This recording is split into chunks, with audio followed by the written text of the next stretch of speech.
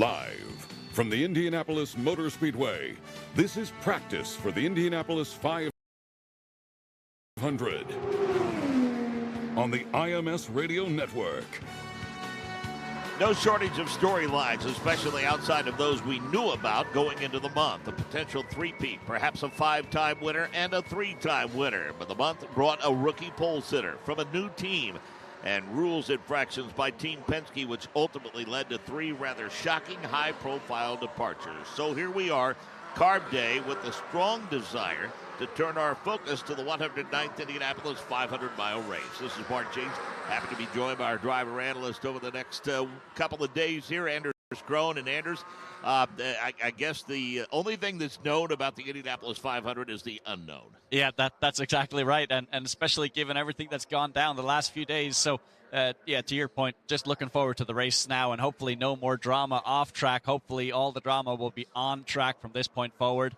A lot of unknowns here today. A lot cooler temperatures, bit of wind in the air right now, or just before the practice session. Saw a bunch of teams doing big changes to the cars, big gear changes. So, yeah, conditions unknown, a lot cooler than what it's been during practice week. So today is really going to be a last chance to tune these cars before race day on Sunday. I came in very early this morning, and I came up 25th Street up to Georgetown and past the Coke Lot and the Lions Club camping area and drove into the Speedway through the tunnel in the north end. And the energy level is unbelievable, and it's indicative of a place that's got the sold-out sign on the door. Yeah, fully sold out for race day, obviously. That's just fantastic news. And even looking just below us here in the media center, I mean, it is just packed on the grandstand. So great to see. The sun is out for us.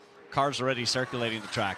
So what is the stated goal on this day? What do they hope to get accomplished, especially considering they had a 2-hour practice session on Monday? Yeah, well, the conditions are vastly different. So a bit cooler today. Obviously, the sun is out, though, so I think this is going to be a really good indication of what it's going to be on race day.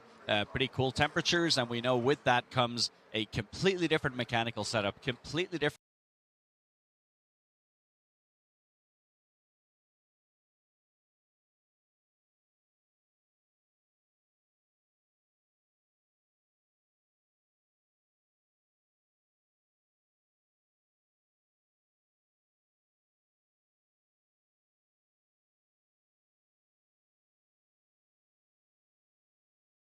gearing setups. I think that's what they're going to run through, all those various options today, just to get that tuned in for race day. So I think we're going to see a lot of laps being turned and going to see a lot of pack running here a bit later on in the session. Well, let's get specifics on the conditions. Mother Nature bringing us a chilly start to the day, but we think it's going to be a really good weekend all in all, Alex Wolf, for the 109th Indianapolis 500.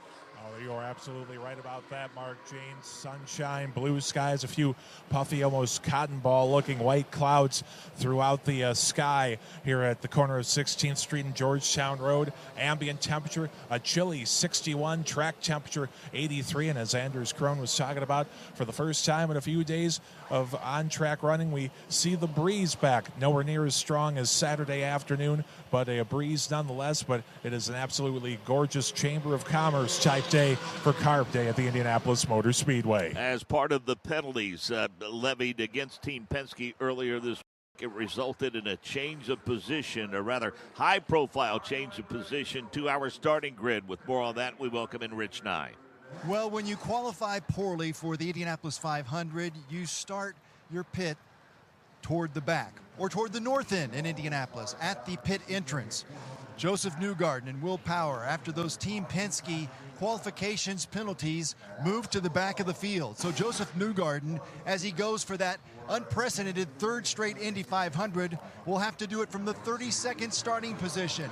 No one has ever won the Indy 500 starting worse than 28th. But Joseph starts 32nd, and he has a brand new strategist in Luke Mason, who replaces team president Tim Cindric, the longtime member of Team Penske, let go as part of that major shakeup of Team Penske this week. He also has a new engineer in Raul Prados. Meantime, Will Power moved to the dead last 33rd starting position, and he also has a brand new strategist in David Duguid. So Team Penske certainly has fast cars. They have cars that could win the race, but can they get there over 500 miles on Sunday? David Faustino is taking over engineering duties on the 12 car, and Ben Bretzman will handle strategy duties for the 3 car of Scott McLaughlin, and Malcolm Finch becomes that race engineer. Pretty high-profile departures, but as you suggest, the focus now turns to the changes that they made. Everybody knows why they made them and the reasoning behind it, and the focus now is on the 109th Indianapolis 500. Yeah, and it's obviously suboptimal timing to have this happen just before race weekend, but at the same time, all the new people in those positions are long-standing members of Team Penske, so it won't be a complete shakeup in that sense. So that's a positive. In some slightly lesser, good things happening. I saw Ed Carpenter down on pit lane. They had basically the entire car pulled apart there, and looked like he had some sort of mechanical issues. See what we can find out about that. Let's hear from one of the legendary winners of this great race. He's with Ryan Marine. He's a 2-time winner, Emerson Fittipaldi. Huge smile on your face walking here in the pit lane, Emerson. What memories come to mind when you return to Indianapolis? Now, it's an incredible place. I was talking to Roger this morning when the presentation of the jackets. See all these great champions together in Indianapolis, only here. You know, all the winners of Indianapolis, so much history, so much tradition. And I'm very, very happy to be here today. It's fantastic. I believe I've heard you say before that in your illustrious motorsports career, the time you spent at INDYCAR was the happiest that you had. Is that right? For sure. The ambience, the people. You know, walking today, I was at the Penske team, see all my friends there, and this is what I call the purity of racing cars, and the people, real racing fans here, and the access to the pits, the access to the gasoline alley. You know, the racing fans can see the car close to each other, feel the smell. I'm going to take my friends never been here before. The turning close to turn 1 to see the speed. I mean, this. That's the best place. I want to show them. They're all here with me, and we go there now. Well, one last question before we let you go there. I know you follow this sport closely. How impressive is what Robert Schwartzman has done as a rookie to be on pole position for this race? You know, it's great. I know him since he started racing in Europe. He's a great talent, and only happened with Tel Fabi in 1984. 83, the last time. 83. And that's fantastic, you know. I'm sure he's going to have a tremendous pressure. You know? And he has to learn on the race, the drafting, overtaking. I'm sure, you know, they'll be catching the back markers very soon. It'll be his first experience on drafting, traffic. But he's a great talent, and it's fantastic to see him, Paul. Emerson, thank you. Welcome back. Enjoy the day. Enjoy the weekend. Thank you. Thank you very much. Yeah, one of the legendary drivers of all time in all forms of motorsports, and a great photo op earlier today, Anders, and it's become a tradition here where they gather all of the former winners that are here out on the Yard of Bricks for a great photo. Yeah, exactly, and all of them obviously immortal, right? And yeah, part of the incredible history here at the Indianapolis Motor Speedway, and yeah, just so cool to see kind of the respect being played to this place and just how special it is. How significant is this day, or important this day would it be to planning out your race strategy? Oh, it's massively important, and we were talking a little bit before we went on air, kind of how both of us think this is not going to be a tire burn race. This is going to be a fuel burn race. So I think what they're trying to figure out today is how lean can they run these engines? What speeds can they do in full fuel, in trimmed fuel? And that's what they're going to be trying to work out today is just you know, how long can they go on a tank. So I think you're going to see eventually here some long runs, some out in front, some behind in the pack, just to figure out exactly how long the stints are going to be. You picked up a rather extensive amount of work going on with the car of Ed Carpenter. Rob Blackman joins us for more details on that. Well, the details, Mark, are really there are no details down here at the Ed Carpenter pit box. They tell me it was simply a minor issue that has been resolved, and Ed Carpenter is down and away and now getting in his first few laps of this morning session. Ed Carpenter, of course, the veteran who is will be starting from the middle of row number 5 when the Indianapolis 500 begins on Sunday afternoon. So there's your issue, guys. Really no issue. Down and away, Ed Carpenter, as we go further down pit lane and check in with Ryan Marine. Yeah, I wanted to give one quick update on maybe why we're seeing, especially some of the Chevy teams, a little slower to get out and run some laps here today. If you go back to the week of qualifying, I believe it was on the Thursday, a lot of the Honda teams, in fact, all of the full season Honda teams ended that session early, Honda electing to put their race engines in ahead of qualifying last week. The Chevy teams did not. And so this is actually the first running with the race engines that the Chevy teams have done. That means they need to go through that installation process to make sure all the systems are up and ready to go. This is typically the way that teams and engine manufacturers have done this over the last few years. Honda doing something a little bit different to put those motors in ahead of qualifying.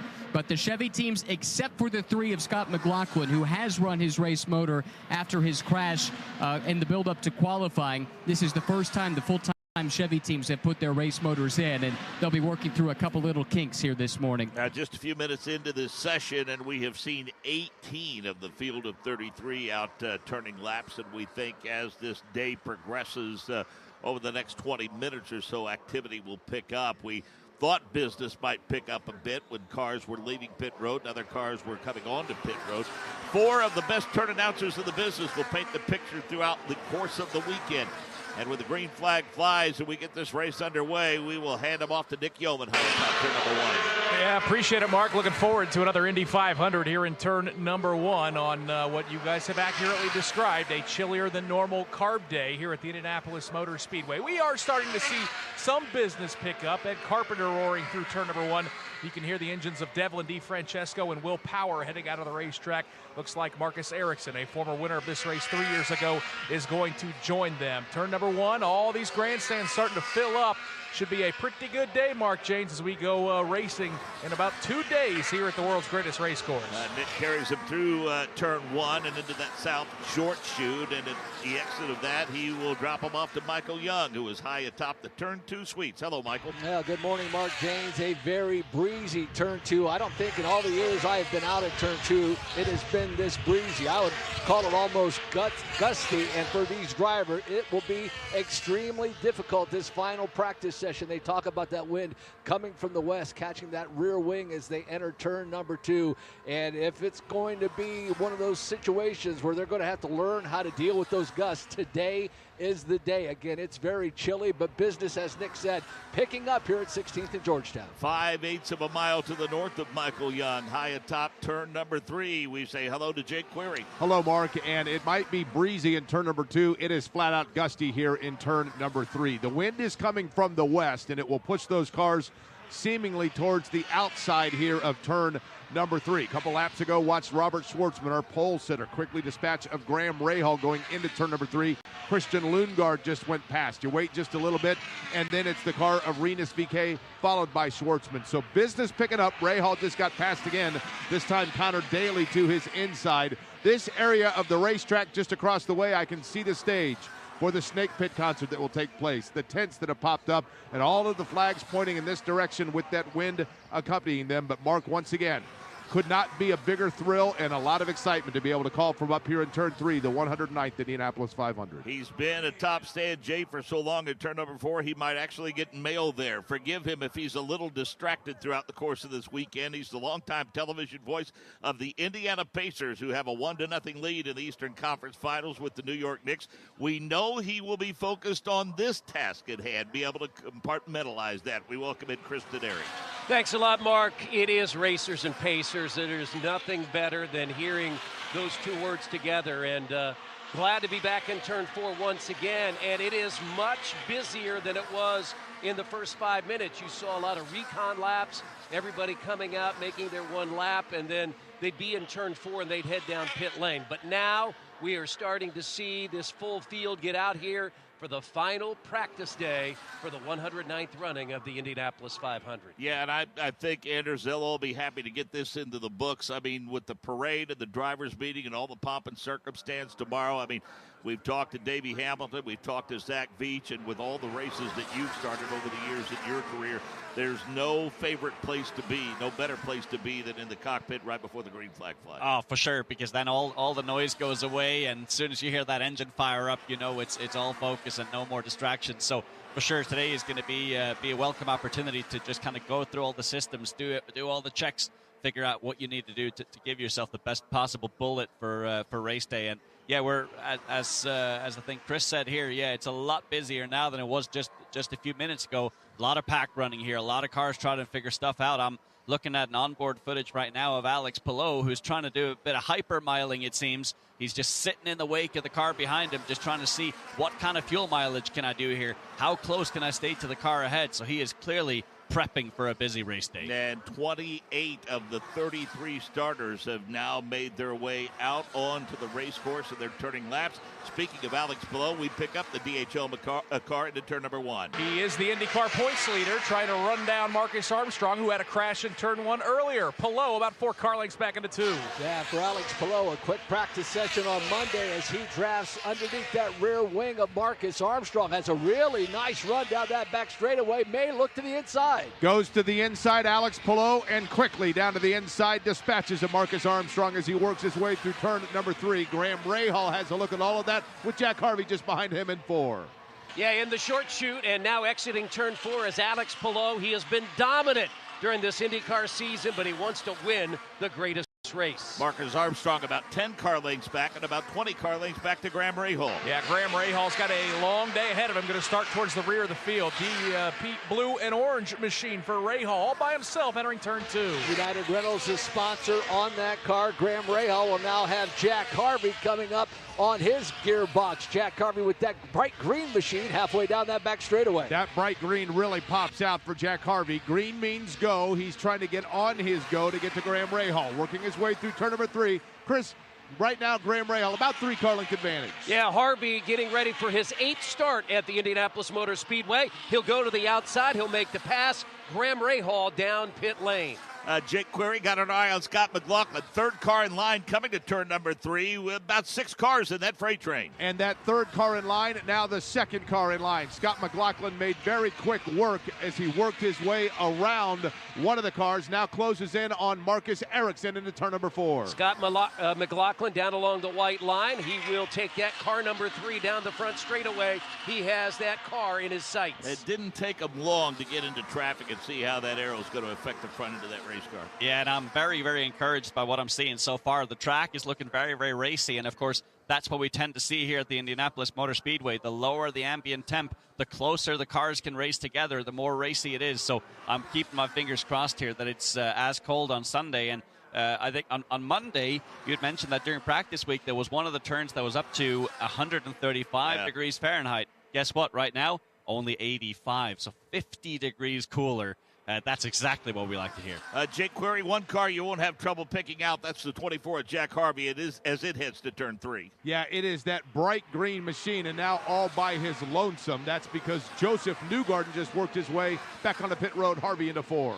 Yeah, Jack Harvey and that bright green machine. You're right. It's very easy to see. He will stay on the track down the front straightaway. Davey Hamilton, his race strategist, telling us, Anders, that they weren't at all happy with their qualifying performance. But, boy, they were really, really happy with their race cars on Monday. Yeah, they came alive on Monday. Both Brian Hunter-Reay and Jack Harvey looked extremely racy. So, clearly, they have something. And, you know, coming all the way from, 27th and 28th, yeah, it's going to be a bit of a job to make their way forward. But I think they could take advantage of an early yellow to go off sequence and really make the most of the day. Nick, let's pick up Scott McLaughlin and Marcus Ericsson into turn number 1. Yeah, I've been watching that Pennzoil Chevrolet the last 4 or 5 laps. He's done a nice job carving through traffic. Michael, that's what he'll need to do to win on Sunday. Starts on that 12th position outside of row number 4 does Scott McLaughlin. He has Kyle Kirkwood right behind him. Then Takuma Sato, David Malukas, Scott Dixon, Santino Ferrucci joins the fray as well. Been interesting to watch Scott McLaughlin because he seemingly has been able to put that car wherever he wants. But right now, he's got just in front of him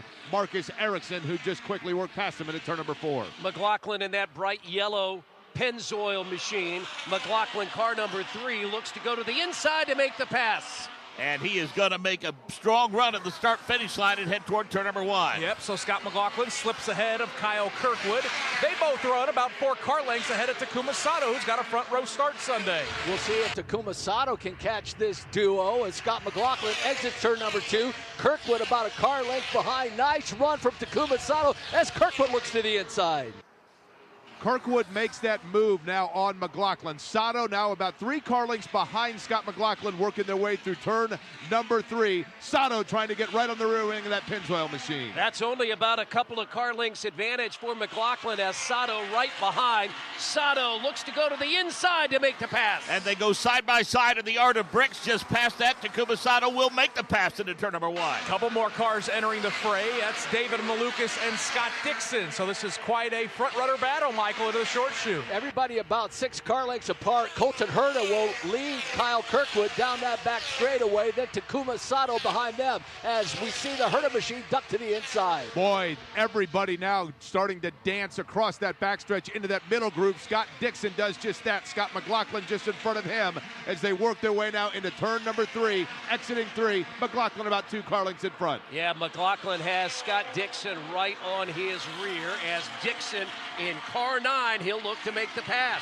And they really tighten up now with Colton Herta to the bottom of the racetrack. Nick, he went all the way to the pit wall. Yeah, Colton Herta just trying to find a spot to blend in. He'll find that. That's right ahead of Ed Carpenter, right behind Scott Dixon out at turn number 1. So Herta 6th in line. Sato will lead Kyle Kirkwood down the back straightaway. David Malukas, Scott McLaughlin, Scott Dixon, and then that aforementioned machine of Colton Herta. The front 2 in this pack are running a little bit more high, and then you get to that 3rd car in the middle of the pack before you get to Scott McLaughlin. McLaughlin again with Dixon just behind him. 2 car lengths separating the 2. Yeah, I thought that Dixon might make the pass down the front straightaway the last time, but it's McLaughlin about a 5 car length advantage on Dixon.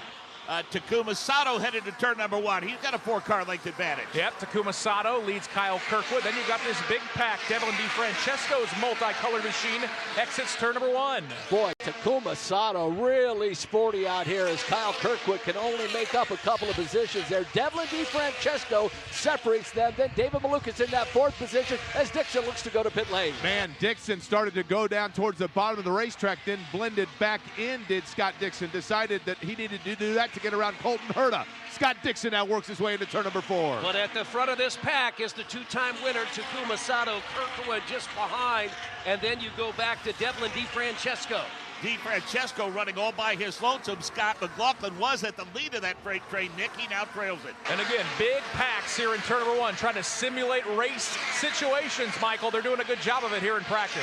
Elio Castroneves, Sato, then Kirkwood, Devlin DeFrancesco, David Malukas, Scott McLaughlin. Just a gaggle of cars. Everybody trying to get racy here in the final practice session. Takuma Sato is an interesting one to watch because I'm curious whether or not he's going to be at the front of the pack by the time they get here on race day. Chris, you know Takuma Sato might be aggressive early in this race, starting 2nd. And we're just 22 minutes into this Carb Day practice session, and it feels like Sunday is upon us. Kirkwood looks strong into turn number 1 around Takuma Sato. Yeah, pulled off one of those late diving passes. You're going to hear us talk about that all Sunday. Nice move by Kirkwood, Michael, to get around the Japanese driver. Did not get the starting position he wanted. Starts in the middle of row number 8. Now trying to track down Elio Castroneves as Castroneves dives down low at the back straightaway. A lot of talk about Kyle Kirkwood in qualifying. You're right, Michael. Thought he might start further up, but finds himself now about 5 car lengths behind Elio Castroneves, working to the north end. He's had a very good start to this season, number 2 in points, as Kyle Kirkwood now will go down the front straightaway, Castroneves to pit lane. Interesting thing to note about this situation, Anders, is that a lot of times in practice sessions, you might see teammates go out there and work together lap after lap after lap. You can't be selective in terms of a willing partner because you won't be able to pick and choose that partner on race day. Yeah, exactly. And yeah, we've seen all sorts of team pairings out here right now, just trying to work through traffic. But the very interesting note that you pointed out, Scott McLaughlin started at the front of that pack and he dropped all the way. So either he is genuinely lacking in pace or he's running some sort of lean fuel load to see how little fuel he can burn. So very, very interesting. And yeah, Takuma Sato looked incredibly racy out there. So it's going to be interesting to see. Is this a Chevy and Honda thing we're seeing, or is this just teams playing around with various fuel trims?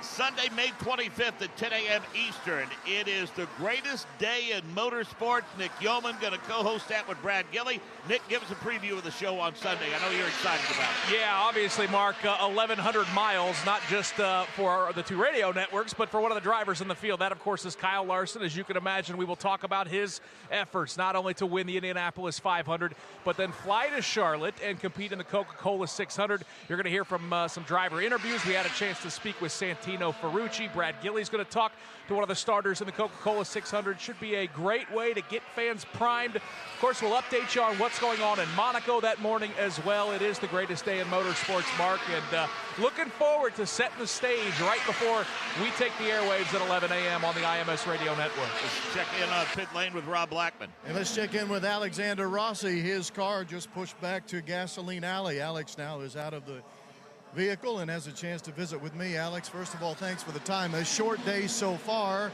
The reason for that, and secondly, will you be doing any more work here this morning? I hope so. There's a water leak that was found, which can happen. I mean, these cars are completely blown apart from Monday practice ahead of here with new components and motors and everything. So it's why Carb Day exists. Hopefully we can get some running in, but we're pretty happy with the race car. One thing we were talking about earlier in the morning on the radio network, the fact that Chevrolet choosing to swap out the engines before the racing, not before qualifying. How's it feeling, at least early here, with the new Chevy engine? Oh, I have no idea, but I mean that's what you're supposed to do. Like, there's a weird rule that was a rule, but I guess not a written rule, which is why we're doing what we're doing, and they did what they did. Well, hopefully we'll see you out here before this day's done. Alex, thanks. Thank you. Alexander Rossi, a former winner, and yeah, he brings up a great point. I mean, once you get done with qualifying, everything, these things are totally disassembled, then put back together. Now, folks, before you ask, these are temperamental machines, and these teams pour over them with a fine-tooth comb.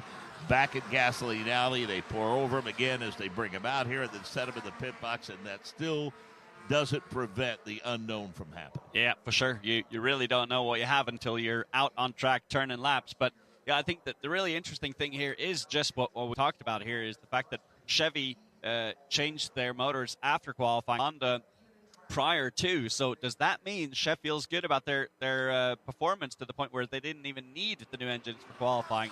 And if that is the case, boy, are they going to be stronger come race day? Yeah, and you know, though, at some ovals, especially these high-speed ovals, the thing that I see unfold from time to time, one may have a horsepower advantage when it comes to qualifying, but there's typically another one that might have the fuel mileage advantage, and that's huge with 500 miles. Yeah, exactly. And you know, a few years back, that there were kind of distinct patterns on that, but over the last couple of years, it's really been difficult to split the two. So it's going to be interesting to see. You know, does Chevy have something that we haven't seen yet? Jake Query. Mark, the last couple of laps I've been watching here along the backstretch, and there's one car that I noticed was getting aggressive, and not only that, could put himself wherever he wanted to go, and seemingly with each lap is passing people. It's Joseph Newgarden. Newgarden, a couple of years ago, before winning his first Indianapolis 500, used Carb Day to almost entirely work the middle and outside groove. Looks like he's doing it again. Thing is, he's going to have to do that because, of course, starting in the 32nd position. But if this practice session is any indication at all, the handling of that car looks pretty good for Joseph Newgarden. I will say the fearlessness of our pole sitter is going to come in handy with the likes of Takuma Sato and Pato Award with him on the front row. Yeah, for sure. That's an aggressive front row right there. So obviously all of them, all of them except for Robert Schwartzman, have a lot of experience around here. So undoubtedly they'll take it a bit easy, but at the same time, historically speaking, with the warmer temperatures, track position is key, so they want to get to the front for sure. Schwartzman, DeFrancesco, Jack Harvey headed to turn 2, and Michael Young. Yes, everybody making their way out of that turn. Robert Schwartzman, your pole sitter, with DeFrancesco, Jack Harvey, as we see Alex below. He'll enter that fray and try to get up to speed in 3. Palou actually blended in right behind Jack Harvey, and now is going to let Harvey get away just a little bit. DeFrancesco, though, 3-car length advantage over the pole sitter, Schwartzman in 4. Schwartzman has been very active. He had run a number of laps here in Carb Day, and he is down the front straightaway. Yeah, Robert Schwartzman down the front straightaway, and DeFrancesco running in front of him now. So he is to meet the sandwich with Harvey, with Alex Palou giving chase. Yeah, first time I've had a chance to watch the Robert Schwartzman line down here in turn number 1. Michael, it is aggressive. That's how he won the pole last weekend. Yeah, he looks good. That Chevy power certainly gives him a lot of speed down that back straightaway as he tries to make up ground. And Alex Palou makes his way, looks to the inside. Alex Palou going to pop to the inside. Alex Palou going to get past Jack Harvey. Now Robert Schwartzman the next in his path. 4 car lengths to make up to get there. Alex Palou in that DHL machine. Again, he has Schwartzman in his sights.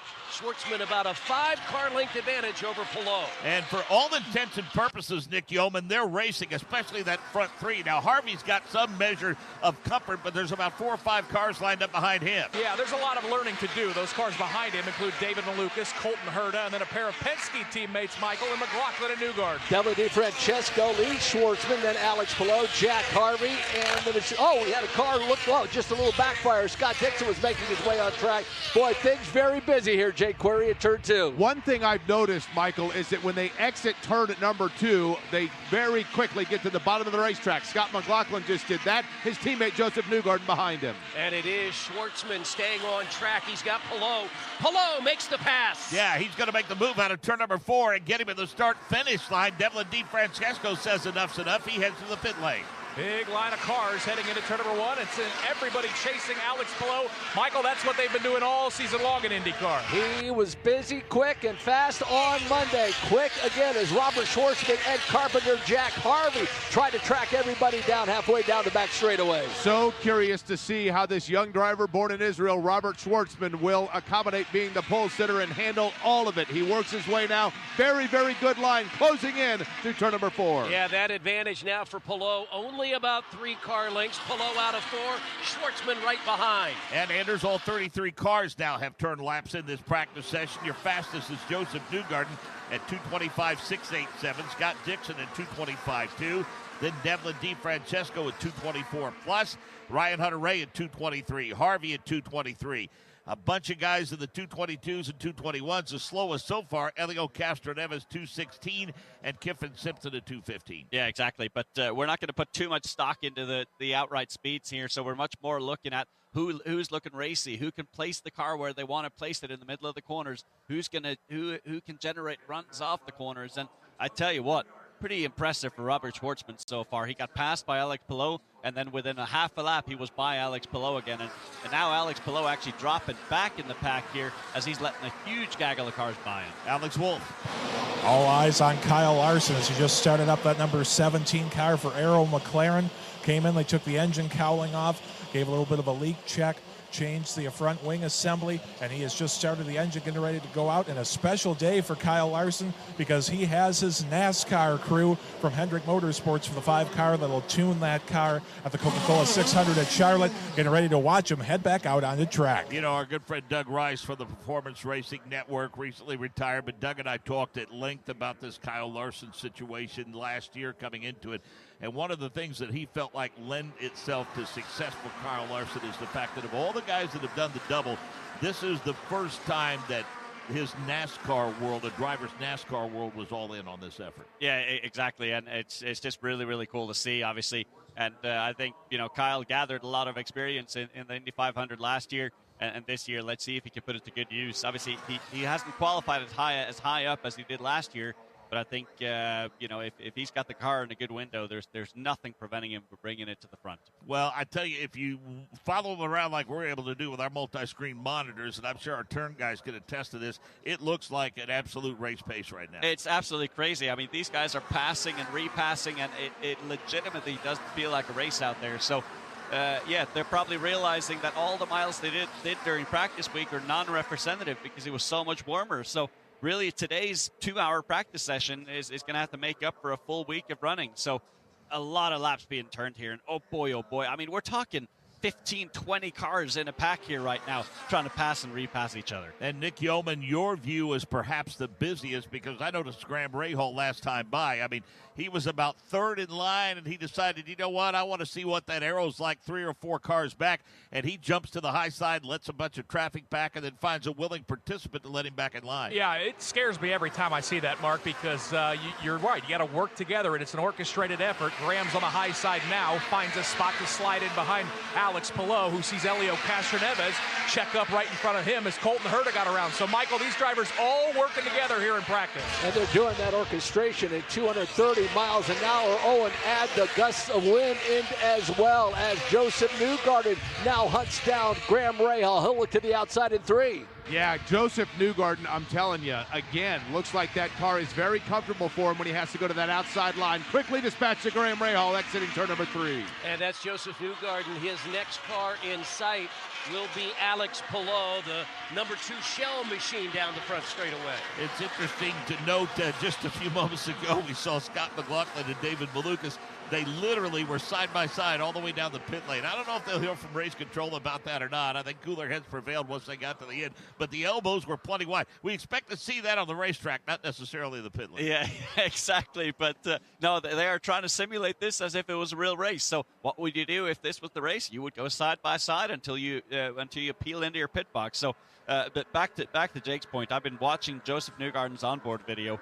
And yeah, you're absolutely right. It is phenomenal how he's able to slice his way through the traffic. So could this be the day, or could this be the weekend when it's the first-time winner from behind the 28th position? Let's pick up Joseph Newgarden. He sets up for turn number 1. Yep, he's got more traffic to work with now. Takuma Sato just came off a pit lane. Newgarden will try to track him down, Michael, 4 car lengths behind. Joseph looking good, exiting turn number 2, hits the apex, about 4 car lengths behind Takuma Sato. Robert Schwartzman trying to make up some ground as Marco Andretti blends out of pit lane. So Joseph Newgarden now right in the middle of the racetrack, this time going to go to the bottom. He does so to get past Takuma Sato, works his way now. Joseph Newgarden exiting now into the North Short chute. And that car in front of him, about a 2-car length advantage. Down to the white line is Newgarden, and he looks to make another pass here at IMS. Quote of the week, perhaps by Reedus VK, Nick Yeoman. He said, if somebody would have told me I'd be starting in the same row of 2 Penske's, I wouldn't complain about it. Well, he just saw one of them blow right past him into turn number 1. That is the aforementioned Joseph Newgarden. Michael opens up 6 car lengths on VK. Helio Castroneves and Alex Palou. They are way out in front, about a second in front of Joseph Newgarden. But Jake, he's already closed that down to about 10 car lengths. Yeah, he is not wasting any time. It's Castroneves, then Palou. Wait just a second, and then it's Newgarden as he works his way out of turn number 3. Castroneves and Palou exit turn number 4. Castroneves in the 06 machine has about a car length advantage. And Alex Palou going to make a strong move, trying to grab a spot into turn number 1. Yep, and that is the 4-time race winner that he just got around. Those two dueled to a race about 4 years ago, Michael. Palou gets the better of Helio in turn 1. Looked like Helio might have had a little handling issue. He dropped back to Palou once he got by. So Palou there, we've got the 23 of Brian Hunter-Reay, the 2014 champ, in the mix as well. And so Alex Palou goes into turn number 3, really does so without any impediment in front of him. As a matter of fact, the entire short chute is clean for Alex Palou. Alex Palou would like what the 2 gentlemen behind him have. Indy 500 wins. Castroneves and Hunter-Reay. Palou has the advantage. Let's go to Ryan Marine. Strategist for David Malukas at AJ Foyt Racing is Craig Brooks. Craig, David's been out and running, now back in the pit lane, and it looks like some changes being made. What are you running through here today in Carb Day? Sorry, I didn't catch the last. What are you working on here in Carb Day?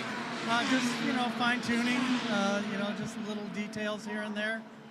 Things are going really well. Looks like adjusting some aero settings, some wickers going on in the front. What has David's feedback been, and what are you trying to find out now? Well, we're just trying to figure out the wind right now. I mean, it's kind of all over the place, so we're just, trying a few things, small things here and there, but going down the right road. These conditions are unlike much we've seen so far this month, so how important is today to put some notes in the notebook, because Sunday looks pretty similar from a forecast perspective? So it's super important, right? Because, we have something to go back to and refer to. So we can just kind of stay on top of our game. Your first time working with David, how impressive has he been here this year, and especially here at the Speedway? Really good, really good. I've known David a long time, came up with him through the smaller series. Very good, very confident driver, knows what he needs, and it's really good. Thanks, Craig. We'll let you get back to work.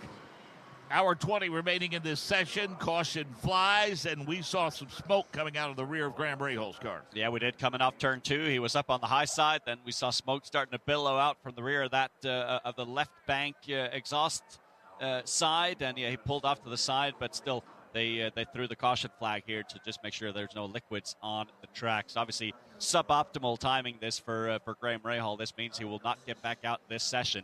And that leaves a room of uncertainty going into Sunday. Thank you for listening to the NTT IndyCar Series today on Sirius XM IndyCar Nation Channel 218. If you want more IndyCar radio, just go to our website.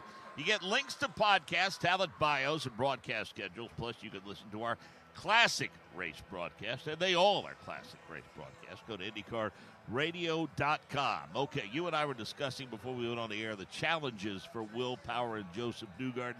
And we both agreed it takes a picture-perfect day strategy-wise, maybe a well-timed caution here or there. But because of the fact that cautions have been hard to come by this year, how does that affect that strategy, and will it impact their ability to get to the front? Yeah, for sure it does, and they will need some help with cautions, I think. But with that said, looking at how racy Joseph Newgarden was out there, I mean, I've got no doubt he can plow his way through the field pretty effectively. Not necessarily to the front without any sort of help, but at least the first half of the field, I think he can do pretty expediently. But I think they just kind of have to play the opportunities as they come, and as you pointed out, yeah, there's not been a lot of cautions this year, but that could all change at the 500. So we don't know. Typically with colder temperatures means that the cars run closer together. The closer they run, the more chance for cautions.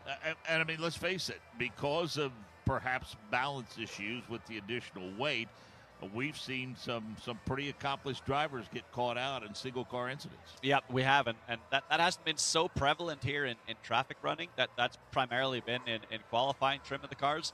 But at the same time, we've kind of seen, the cars have a tendency to snap loose a little bit if you put too much load in the rear of the car, and with that 100 extra pounds or so in the back of the car, when they do snap loose, it becomes almost like a pendulum, so it snaps loose really, really quickly with almost no chance to recover whatsoever. To give you an idea, I get asked this question a lot about the views and the various views around this racetrack and what our turn announcers are able to see, and we got to them right when business picked up and didn't really give them the opportunity to kind of set the scene for where they are and what they're looking at, what they're looking for, and what they're struck by in terms of the atmosphere that they see all around them. So let's get a sense of that now while we're still under caution for the issue with Graham Rahal. Nick, give us a good idea of what you're seeing and where you are in turn number 1. Yeah, box 13 here in turn number 1. I am in a basket that's attached to the upper deck here in turn number 1. The grandstands, of course, there are 2 levels of grandstands here in turn number 1. You really only see that along the front straightaway and then into turn number 1. And there is a basket that has been here for many, many years here in turn number 1. The racetrack looks pretty good. Most importantly, a lot of race fans out here in turn number 1. The grandstands have filled up in this first corner as well. The grass perfectly manicured to the inside of the racetrack as well. So it is a spectacular view. And thankfully, Michael, we have seen some pretty good action here, a lot of dicing and mixing it up here in practice here on Carb Day. Yeah, it's pretty amazing, my vantage point. I'm high atop the turn 2 suites on the north end of the suites, right at basically the exit of the second turn, and my vantage point is simply spectacular. I can see Nick, he's waving over there in turn number 1. See all the way around the race course, all the way down to Jake Query, the back straightaway into 3. I can see Kristen Airy out in turn number 4. I know everybody would say their positions are the best, at least for vantage points, but I think my vantage point here in turn number 2 is fantastic. The infield is absolutely packed with race fans as they get ready for not only the concert, but the Oscar Mayer Weenie 500 coming up a little bit later on. Golfers out on the golf course as well. Jake, just a spectacular view, actually, no matter where you are here at the Indianapolis Motor Speedway. Now, Michael, be honest, you don't see me waving at you, do you? Well, it's not a wave, but I can't say what. There's a reason you don't see me waving at you. No, it is great here in the Northeast Vista. I'm high atop it, as a matter of fact, in the turn 3 broadcast perch. And as mentioned earlier, it is definitely windy, and that wind is very strong coming across from the West. Let's go down real quick before we continue the descriptions down to pit road and Rich and I. Okay, we lost him. We were holding for Graham Rahal, and our sidekicks from TV will get him, and then we'll catch up with him in a minute. Continue, Jake. Thank you. Well, one of the things up here that I can tell is this. Number one, the area in turn number 3 is already starting to fill up with those that have set up their tents, their campers, for the race coming up on Sunday. In addition to that, the wind up here is very stout. That will be a challenge for the drivers if the conditions, as expected and going green now, are the same on Sunday as they are today. But when they work their way here off of turn number 3 and in through the North Short Chute, they then come into essentially the paddock area, if you will, the pit lane for the weenie race that we talked about. There are not 1, 2, 3, but 5 Oscar Mayer mobiles that are perched right now just inside of turn number 4. That means they are directly across from Cristianeri. That's where they are, and I am 35 rows up in Stand J. There's a basket that is here in turn number 4. And really, I'm at the exit of turn 4 and right where the straightaway starts, and I can look across and I can see the stage where we'll have the Carb Day concert and, of course, the concerts going on throughout race day on Sunday morning and afternoon. But we do have a green light here. I do see, Jake, those weenie mobiles, and there are plenty of people on the mounds here exiting turn 4 on the front straightaway, all excited about being here on Carb Day. Understandably so, guys. Look forward to the call throughout the day on Sunday for sure. And, yeah, Oscar Mayer in conjunction with the Indianapolis Motor Speedway will have that race a little bit later on this afternoon, about 2 o'clock Eastern, as a matter of fact. And then, of course, the traditional pit stop competition, Anders. And then, of course, the concert, Carb Day concert afterwards. And what a full day and what a fun day it will be here at the world's greatest race course. It is indeed. The only thing missing is the illustrious Freedom 100. Outside of that, it'd be a picture perfect day. But no, Carb Day always such a treat here, and so many things to take in for all the fans here. And boy, it is crazy the amount of fans out here. This is just fantastic.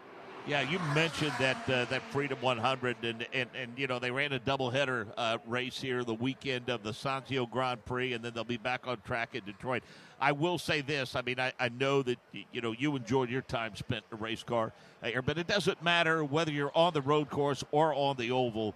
There's just nothing like being in a competitive situation here at the Indianapolis Motor Speedway. Any chance you have to cross that yard of bricks is a special one, yeah, regardless of what direction. But there is something to be said for barreling towards turn 1 here at 200 plus miles an hour. So yeah, just fantastic being out here. That's something I've never had a desire to do.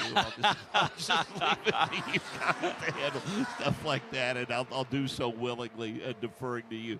225.687 for Joseph Newgarden. Scott Dixon, 225.200. And then at 224.778. Now, thanks, Rich Nye, for standing by. You've caught up with Graham Rahal. Graham, the 15 car brought out the caution. It's now gone back to the garage. What happened? Yeah, I mean, we had a mechanical failure there, unfortunately, and yeah, it's the end of the day for us, I think. It's just such a bummer, Rich. I just feel like this whole month is like, I feel like we've been on our back foot, and today I was looking forward to getting 2 good hours of running to get caught up, and instead we're going to be even more on our back foot. So it's been a tough month, but you know, it is what it is. We just keep our heads down and keep pushing hard. I mean, our guys deserve it. They've worked awfully hard, and hopefully we can have what do they say? Bad rehearsal, great play, or something like that. So hopefully that's the case for us this month. Is that an complete engine failure? Yeah, I mean, I don't want to say anything until I know, but yes, it seems to be. Thank you, Graham. Ryan Marine? Well, from one end of the emotional spectrum to the other, one of the great stories of the month has been Prema Racing and Robert Schwartzman scoring pole, and he's been guided in that by a former pole sitter of this race, Ryan Briscoe, who's the sporting director for the team. Ryan, what a whirlwind it must be for this team to come in with admittedly modest expectations and then to blow everyone out of the water with that pole run. Yeah, it's been fantastic. Just, you know, what a great story, you know, and I think it helps some of the smaller teams believe that, you know, the speed is there for the taking. You know, I think everyone at Prema just did such an amazing job in the months leading up to the Indy 500, really preparing 2 really fast Indy 500 cars, and on the 83 just taking advantage of, you know, everything to get the pole position on the weekend. So we're excited, you know, at this point now we're just working on doing race work with Robert. Bit of setup work on both cars, but, you know, for Robert being a rookie, just trying to get him out there, turn laps in traffic and get experience. When you won your pole in 2012, the format was a little bit different. Robert had to go out and lay down those laps not once, but, what, 3-4 times. How impressive is it when you put that into perspective? Yeah, I mean, it's a great format. I think it's great for the fans. You know, it was really enjoyable, but honestly, we actually did the minimum possible. He did one run in the first qualifying, skipped practice on Sunday morning, and then just did it once in the Fast 12, once in the Fast 6, and that was it. So, you know, the whole group was honestly really confident in the downforce level that we were at, that for the conditions, we were tweaking it just slightly, a degree of rear wing here or there, but we knew we couldn't do anything big, and you know, that's what we had, and we felt like we were at the limit, and Robert just wheeled the hell out of it, so it was a great performance. Finally, what was your message, or what has been your message to Robert? You've been a pole sitter here. You know what that means, what the start of this race is like, but he's never even led an IndyCar race, let alone started the biggest race in the world from pole. Yeah, I mean, it's a massive responsibility, right? But, you know, you've got the whole procedure, you know, the 3 wide on the start, you know, just getting him prepared for that. He's got a lot of questions, but the beauty of being on pole is you get to dictate when to go. So it's up to him to get on the throttle. There's a start zone that we had the meeting this morning with the race director and talking about what their expectation is. And so we'll go through what speed we need him to be at and just try to get a good jump and keep it clean and smooth and get this race underway. Congratulations on all the early success. Best of luck, though, on Sunday when it really counts. Thanks very much. I suppose you would say, and we talked about before we went on air, Anders, that not to say that he's not an accomplished racer, because he is, but the bottom line, I guess there's some comfort in the fact that he doesn't know what he doesn't know.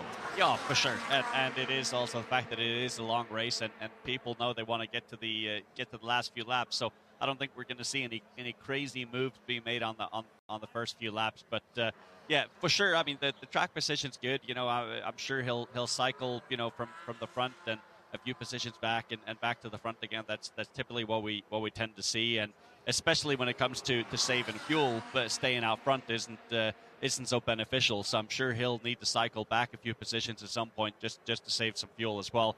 But yeah, you don't know what you don't know, and for your first 500, why not just start on the pole? Santino Ferrucci, that AJ Foyt machine, heads into turn number 1. Here comes Santino Ferrucci. Big pack of cars, Michael. They're all blending their way into turn 2. Yeah, everybody's really working their racecraft again as Santino Ferrucci starts to make his way through turn number 2. Sato out here as well. Jake, it's just basically race day as they make their way to you at 3. Yeah, everybody pretty much single file at this point. We're not seeing necessarily the jockeying that we did the last couple of circuits before the caution came out as they work their way now. Chris, everybody looking clean, 2, 3, and 4. Yeah, the red, white, and blue car of Santino Ferrucci. Hard to believe, guys, already his 7th Indianapolis 500.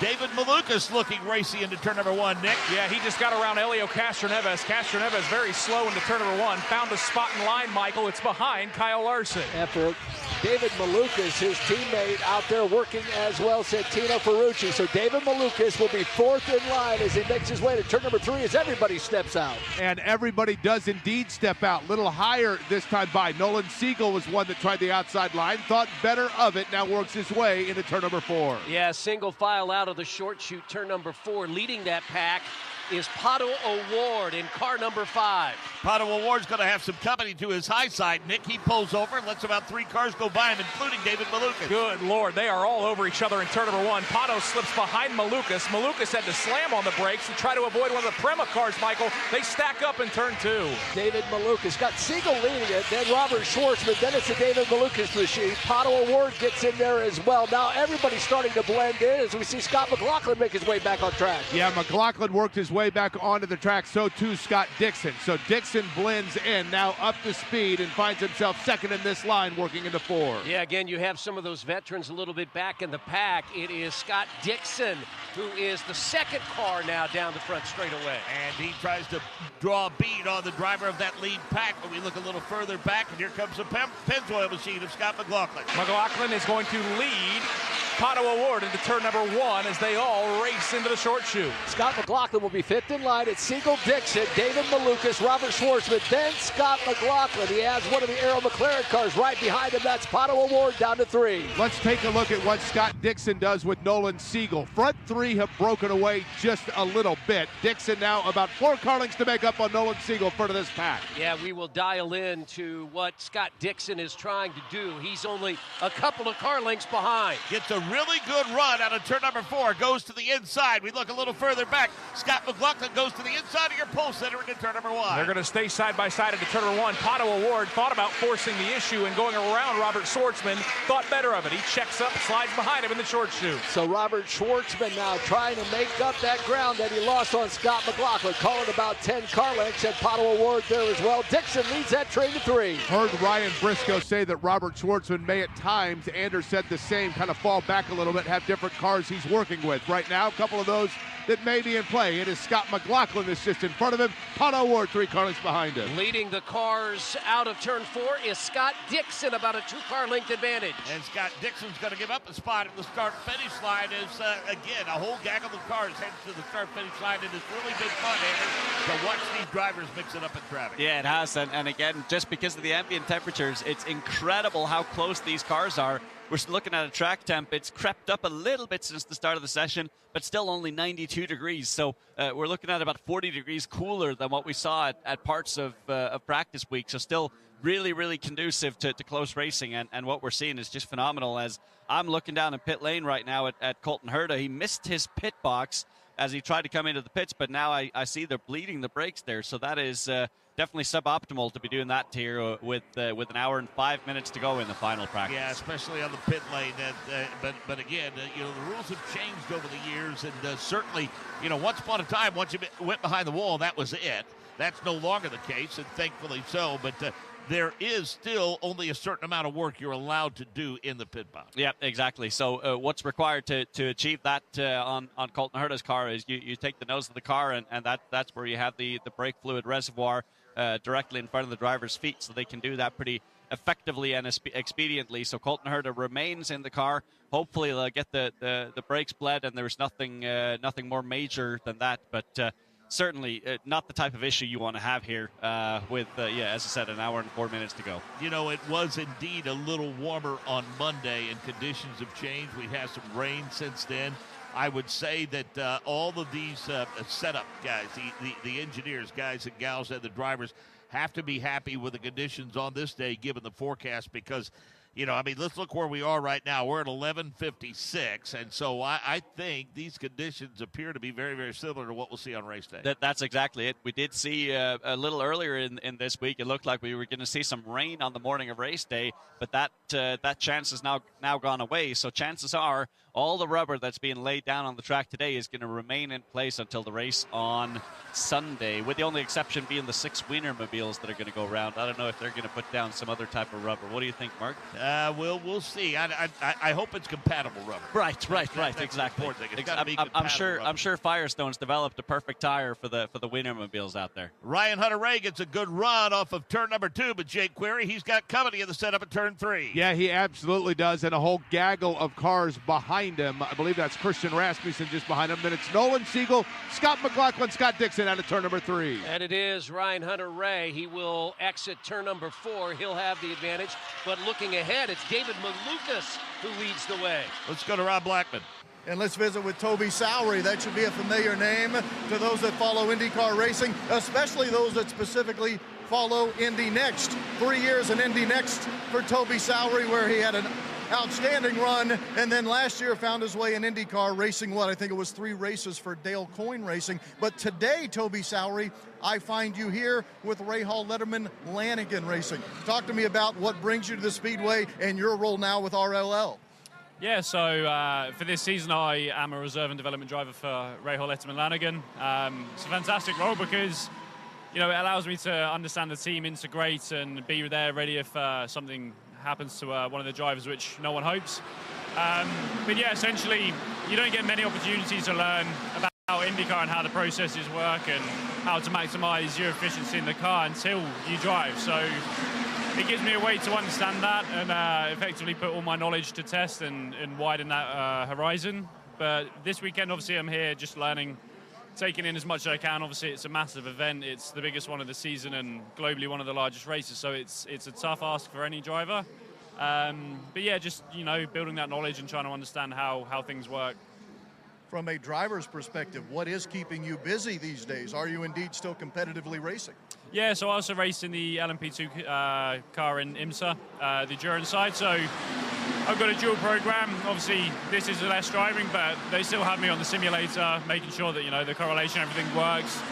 Development of the car is heading in the right direction as well. So it's a dual program, but, for me, this is where I'd like to be long term. So nothing against the LMP2. It's a fantastic series. IMSA is incredible these days. We're kind of in the golden age of sports car racing. But for me, I've always been raised on single-seaters, and it's great to keep my foot in both doors. And it's great to see you here, Toby. Hope you have a great weekend. Appreciate that. Thank you. That's Toby Sowery, one of the certainly more dominant drivers in his time in Indy Next, and now, as you heard, a reserve driver here for Rahal Letterman Lanigan. Let's go further down pit road, check in with Alex Wolf. Rob, in the drive for 5 for Helio Castroneves, currently sitting 11th on this speed chart in the practice session. And a couple laps ago, he was told 20 laps left on this stint. So Helio Castroneves is trying to have the long-run stint pace for Castroneves with the 06 car, and also something that they've both been working on during this session for the two Indy-only drivers, Castroneves and Larson, trying to get used to those spotters with having spotters in turns 1 and 3, trying to make sure that sight lines are being worked on for who can see what and when. Let's go to Rich Nye. Dennis Reinbold, the owner of Ryan Reinbold Racing with Cusick Motorsports. A couple of cars in the Indy 500, and you guys worked all year for this, Dennis. And we're only a couple days away now from the show that you get ready for. Yeah, we're excited. I mean, both cars are running really well in race trim. We're getting through some people in the pack out there running. So we're excited about it. We feel very well prepared. Look forward to the end of this session. We'll get some live pit stop practices in, which will only help toward race day. Jack Harvey, one of your drivers, and you serve as strategist for Ryan Hunter-Reay, our 2014 champion. You say everything looks good today. Anything you're trying to work on specifically? Mostly just dialing things in. Nothing major at all. We're just fine-tuning the car. Giving him what he wants to feel in traffic so that he can get around people and set people up. So that's our whole focus today, which is exactly where you want to be on carb day. And we were able to do that and get a head start of it Monday. So we're fine-tuning from there. And Dennis, you have the first 2 pits here on the north entrance end of pit road. You could have a slightly better pit selection if you wanted it, but there must be some reason behind picking these pits. Well, you want to either have some sort of quick in or quick out, and we didn't have the option for a quick out, so this is about as quick in as you can get. We have to play defense at this end a little bit and make sure nobody gets inside of us, but it's a pretty clear opening all the way in, so we like that. We're used to it. We've been here before, and half of it's an advantage, a little bit of a disadvantage on the other half. Dennis Reinbold Racing and Cusick Motorsports, the one-off team here at Indy, but always strong here at Indy. Update from turn 1 with Dick Yeoman. Mark, the pole sitter just went to school in turn number 1. That was Joseph Newgarden looking to the inside of Robert Schwartzman. It was a late dive, and Schwartzman got up and out of the groove. I think he missed the apex. That car wiggled a little bit into turn number 1. Now he settled it back down in corner number 1, but again, Joseph Newgarden at the top of the charts looking awful racy, and I think he just showed exactly what the rookie Robert Schwartzman can expect on Sunday. Hot pit stop time, and speaking of pit stop, let's go back and revisit the conversation that we just had with Dennis Reinbold and Ryan Reinbold Racing. There is a method to the madness when it comes to picking those pit spots, and I've talked to Davey about before. I mean, if you can't get the first 5, then you start maybe making other plans.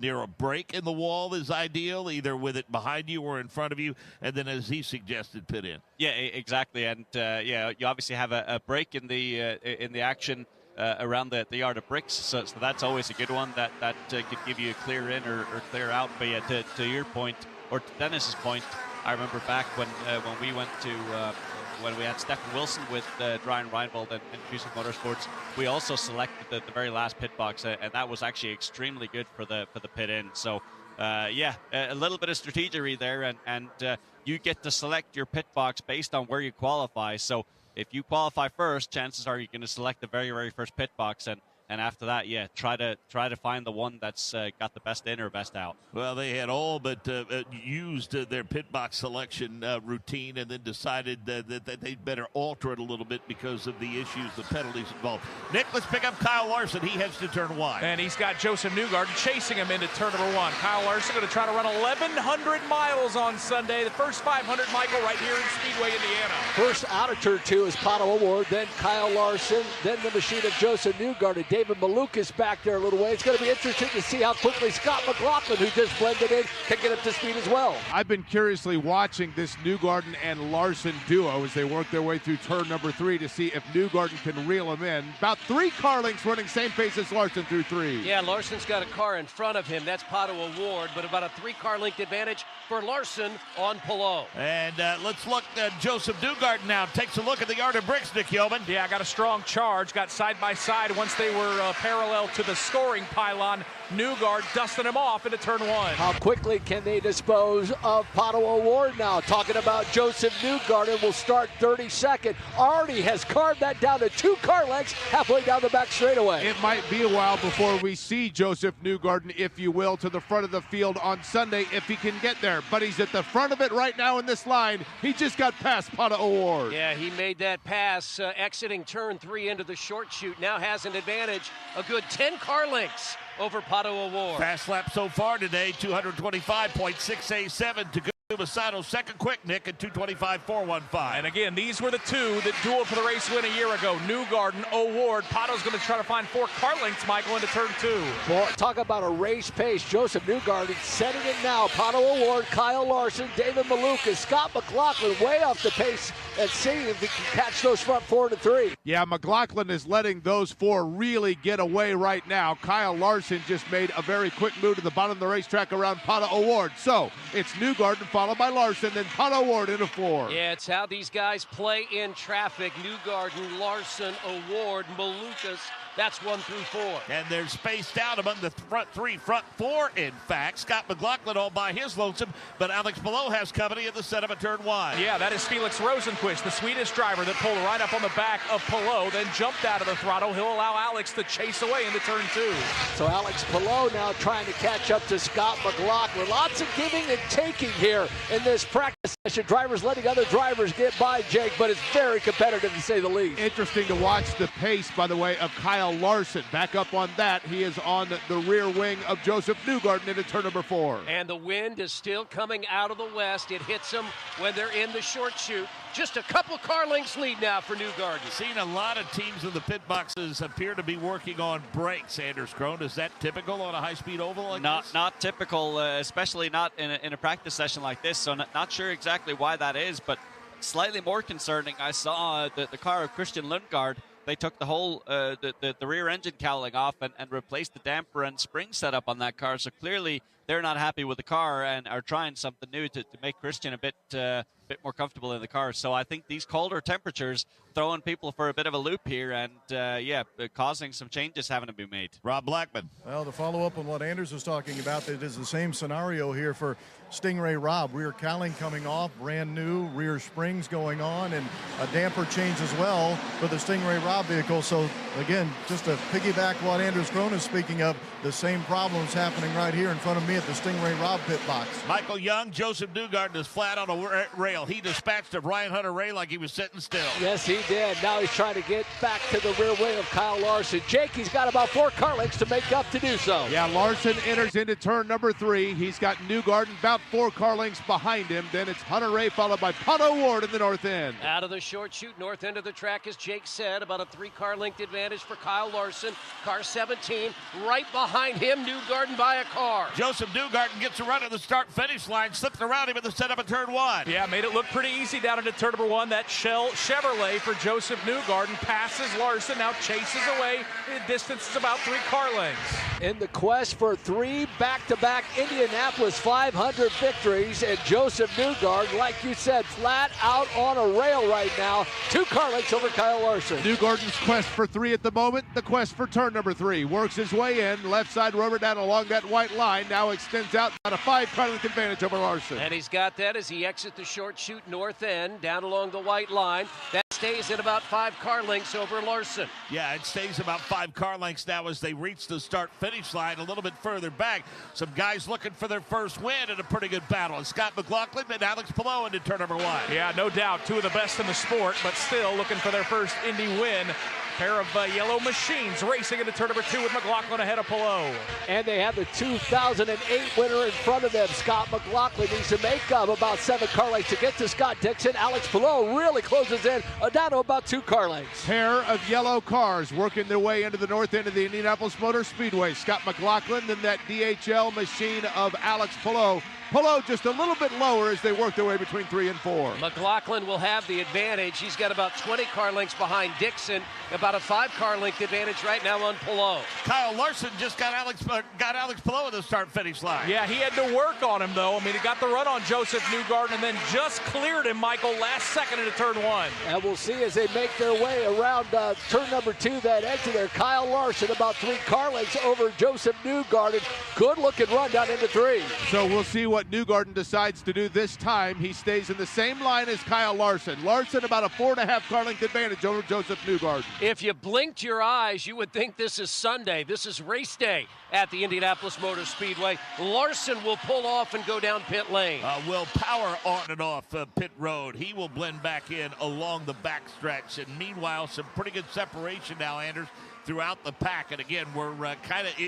It would be what we would call about lap 75 or 80 kind of race pace right now. Yeah, exactly. And I'm seeing more and more cars here do, a long run here. So I'd be surprised, or I wouldn't be surprised to see some of these cars doing at least 30 laps on one set of tires here just to figure out how high is the tire wear. And so far, I believe the answer is tire wear, not very high. So it's going to be fuel that's the determining factor of when you need a pit. And we see a lot of drivers, if we look at the laps completed, I mean, some of the numbers are getting up around 60 or so as we get an update on Kyle Larson. And Kyle Larson pretty racy out there on track in the last few minutes. Just came in for a stop when he hit his marks. They told him he was maybe forward a couple of inches too far. But one of the things for Kyle Larson, this one-off effort, I think trying to get him used to is the jargon and the codes for those fuel runs.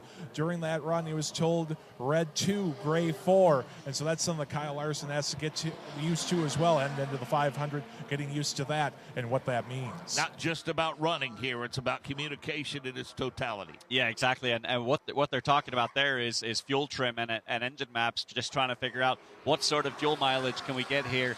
And I saw Kyle Larson running behind Joseph Newgarden for a few laps, so undoubtedly he would have been experimenting with a fuel trim to see how fast can I go while leaning out the engine map here as much as I can to save fuel. And I think that's going to be a very, very important picture on Sunday this week.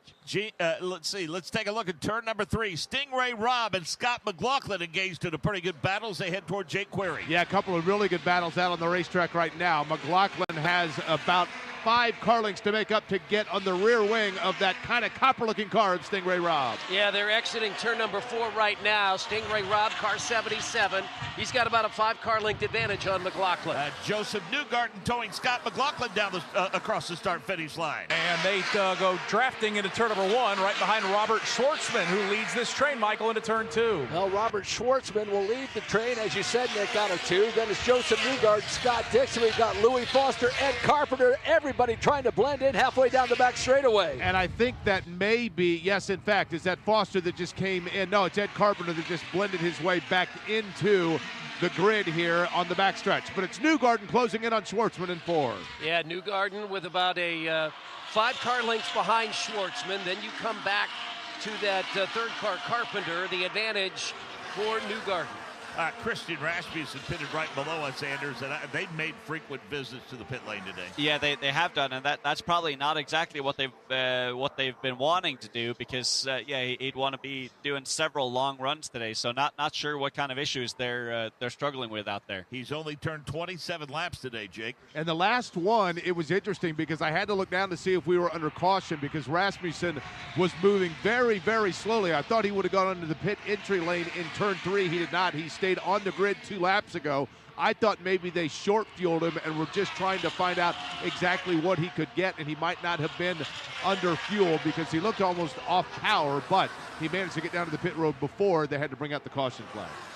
Yeah, and they've taken the engine cowling off that car now, and I see one of the mechanics looking at the rear end of that car. So clearly something not quite right on Christian Rasmussen's car, and obviously big shame because he's looked so strong in practice. Maybe a little bit overly aggressive at times, but he has looked strong. So hopefully they can get these issues resolved here with 46 minutes to go in the session. Well, we talked to Rossi off the top about the issues that he had. He's only completed 5 laps, and Ed Carpenter, he's only turned laps in the 2:18 range. Yeah, exactly. So concerning for that whole team. Hopefully it's not some systemic issues they're having within that team. Hopefully it's kind of isolated issues. But nonetheless, that's a lot of data that they're missing with all these 3 cars only turning so few laps. So yeah, could be an uphill battle come Sunday. Ryan Marine, Connor Daly. Handling, powertrain, what's the biggest difference?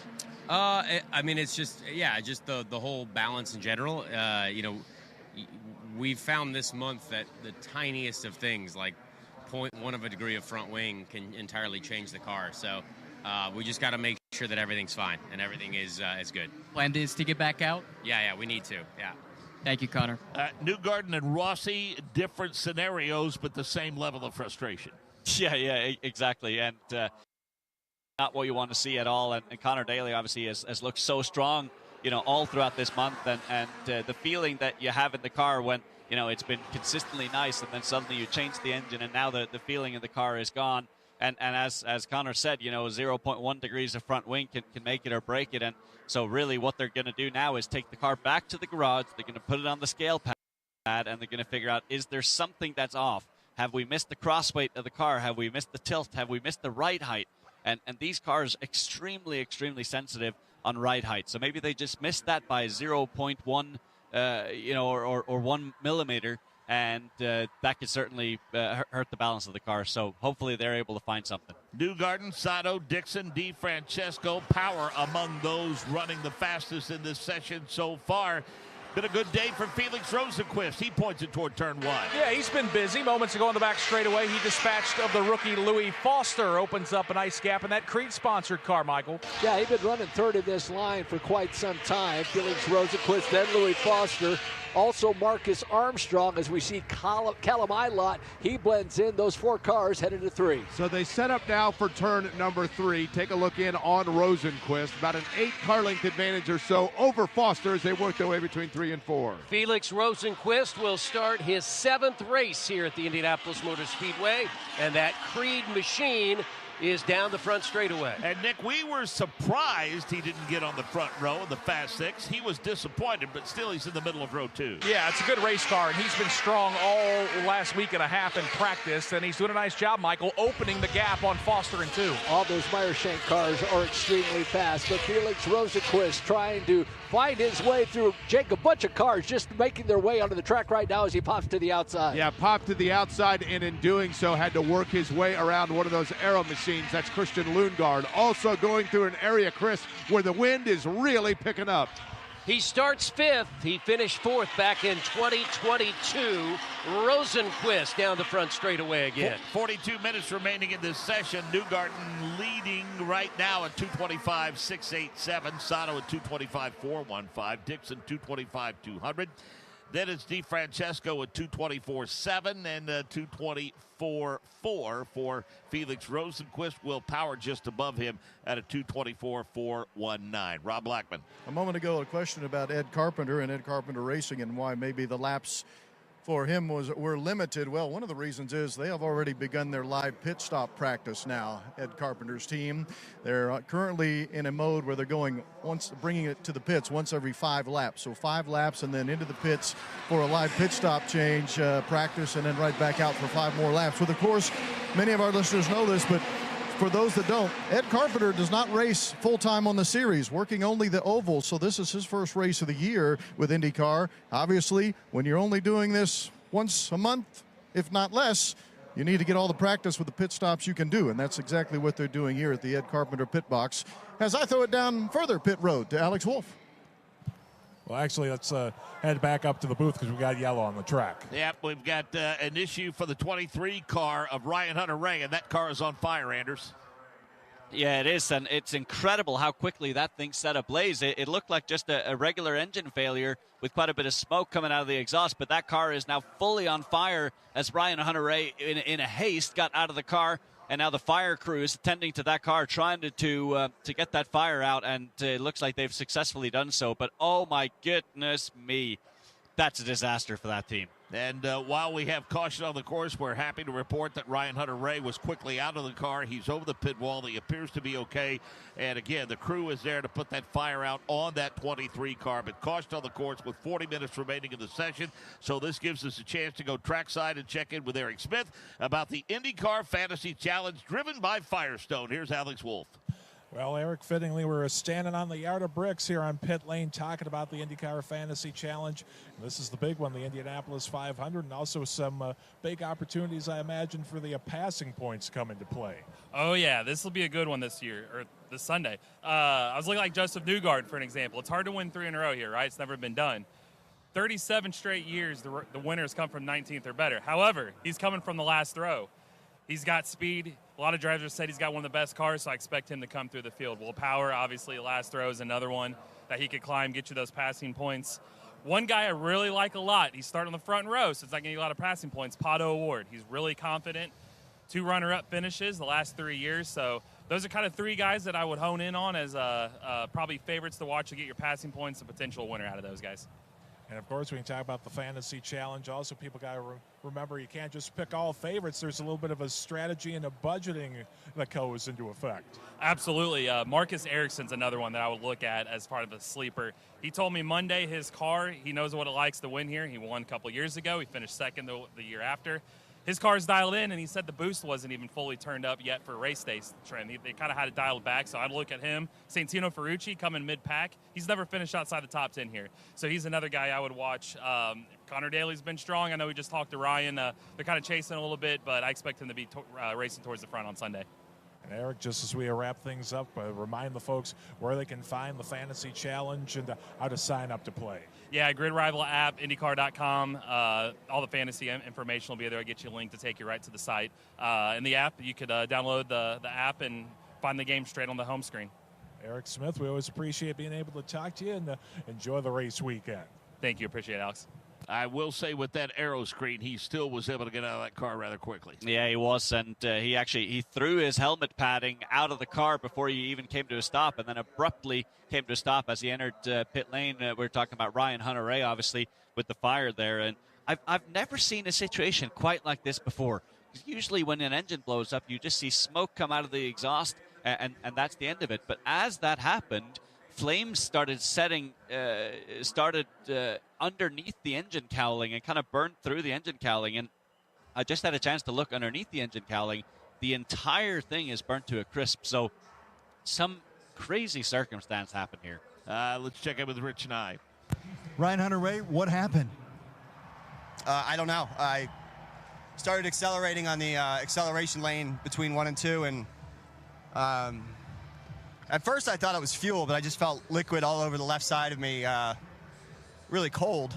So I thought it was fuel at first, after watching my brother-in-law, do that with methanol back in the day, same area. And then everything just started filling with smoke. So I don't know. I was trying to get it back around to get it to where I am now, where there's plenty of fire assistance, and yeah, it was definitely on fire. I have no idea. How frightening is that to be on fire in the car? Just fuel. Anytime you have fuel inside the cockpit, that's when you don't know when it's just all of a sudden gonna light and get way worse. But again, I can't confirm what that was.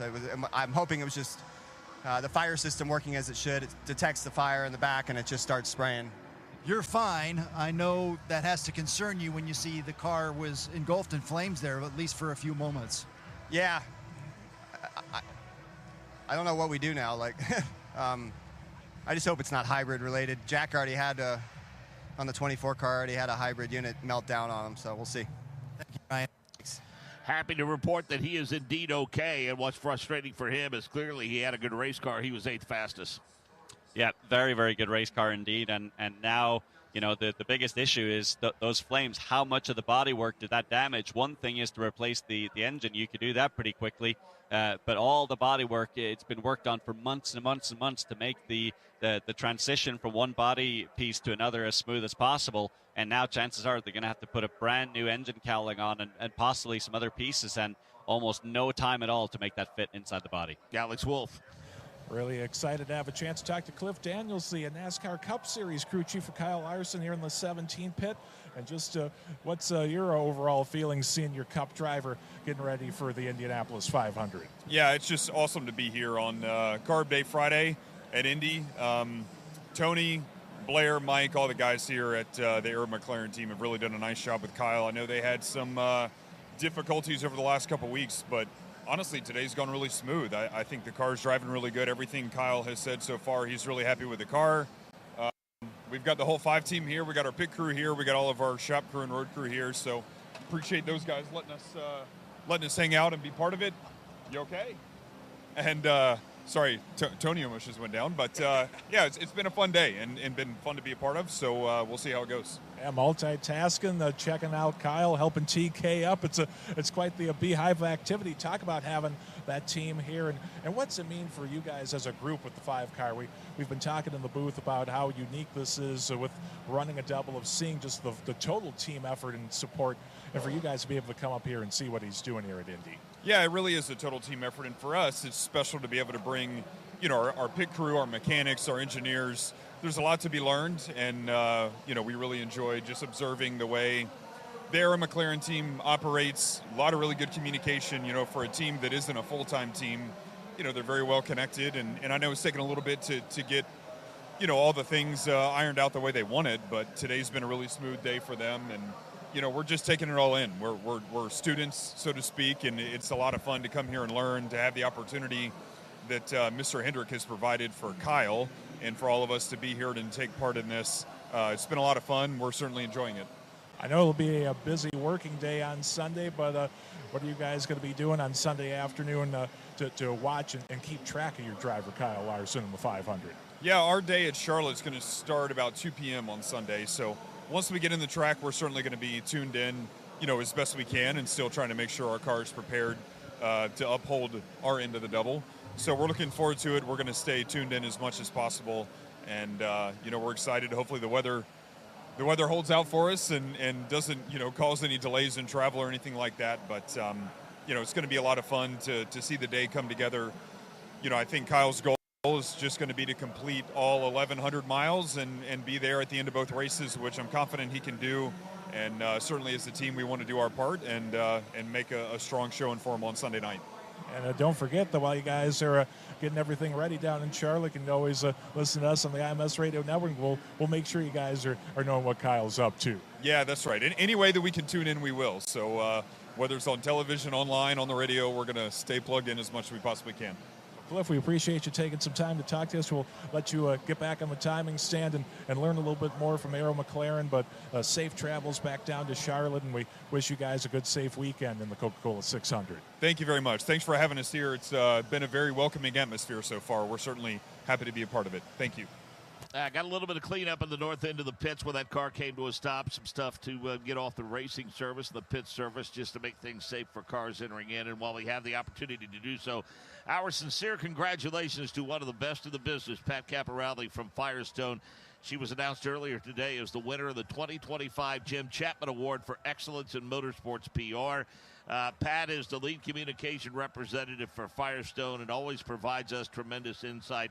That award is considered by many in the industry as the highest honor in racing public relations, named in memory of Chapman, the legendary PR executive and innovator who worked with Babe Ruth and was named INDYCAR Racing's most influential man of the 1980s. He sadly passed away in 1996.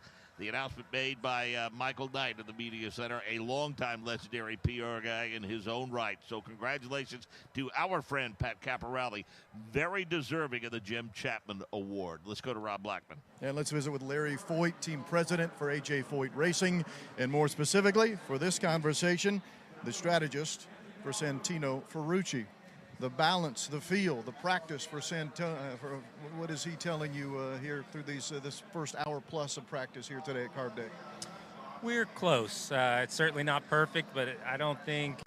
I mean, we have to look at where we're starting, kind of mid-pack, and we've been kind of simulating some of those situations of following 10 to 15 cars, and it's not easy. I don't think anybody would say it's super easy, but they're getting closer and closer, and I think we're in a decent spot. It's interesting to hear you say that because, as you well know, Santino will roll off 15th position. You're talking about trying to be in a group where you're 10 or 15 back. Strategically, obviously, that's very important to you today. No, it does. I mean, maybe you start the race with a little more downforce to run, to try to pick some guys off through that. But definitely as you get toward the front, you can run less, and you need that speed. So it's a real balance. It's tough, and I'm sure all the teams are dealing with it today. What about the confidence level in Santino Ferrucci? My gosh, what a run he has had here at the Indianapolis 500. 6 starts, all 6 top 10 finishes. The confidence level from you as a team knowing that guy's had some great success here. No, it's awesome to have a guy like that behind the wheel, especially here. He knows what he wants out of the car, so that just makes it easier to try to get there because he's definitely looking for a feel, and we know he knows how to get to the front of this race. So no doubt that he'll be working his way up on Sunday. Larry, thanks. Good luck to you Sunday. Thank you. Couldn't imagine this place and how it would explode if an A.J. Foyt car got to victory lane on Sunday. Yeah, that'd be pretty wild, wouldn't it? And, Santino Ferrucci, as was talked about this there, he knows exactly what he needs to do to make it to the front, and he could very, very well be in victory lane come Sunday. And actually, just wrapping up the point about Ryan Hunter-Reay, we were talking about earlier, I just got to see some footage of him pulling out of the pit box before the incident occurred, and there was actually flames, a trail of flames following the car as he left the pit box. So clearly some sort of issue there from the moment, and then he, as he said, tried to bring it all the way around back into the pit box again. Didn't make it all the way, and the fire crew had to run towards him to get that car extinguished. So not an ideal scenario for them at all. Looks like Connor Daly's going to get his wish because the AMPM car, the ARCO car, has been wheeled back out to the pit box. So with about 29 minutes left, not only is he going to have the benefit of the last 25 minutes or so of practice, but now hot pit stops are okayed by IndyCar, so he'll have an opportunity to work on that. Yeah, exactly. And hopefully for him, they found something so obvious on the setup pad. Maybe they just missed the ride height a little bit. Maybe they had too much or too little cross weight in the car. What you absolutely don't want to have is that you put it on the setup pad and you don't find anything. Then you're really scratching your head. So we'll see how Connor goes when he goes back out here. And if he has the same feeling in the car again as he did earlier in the week, then I think he'll be a threat for the race win as well. Okay, so I'm curious. You set up a race car for a day when you have 135-degree track temperature in turn number 1. And so now you're looking at a day where the ambient temperature is 65 degrees and the track temperature is 99 degrees. What are the changes that you make to the race car? How does that setup change? It could be a complete wholesale change, because what happens is when the hotter the track is, the more greasy it is. So all the oil comes to the top of the surface. The cars tend to slide around a bit more. So in those circumstances, you typically need to have a slightly softer car to have it be a bit more compliant through the corners. Whereas with the temperature the way it is right now, you can get away with running a slightly stiffer car. And any time you change the overall stiffness of the springs on the car, that also changes how low you can run the car. The stiffer you run the car, the lower you can run it, and also changes the aero settings on the car. So the hotter it is, typically the more aero you need to run. The colder it is, the more dense the air is. So the car naturally kind of generates more downforce. So it can really be wholesale changes, and that's not even talking about the gear ratios and how you treat that. So just those few degrees, the track temp can really throw teams for a loop. Let's go to Alex Wolf. Christian Rasmussen, we talked about his lapse or lack thereof throughout much of this carb day final practice.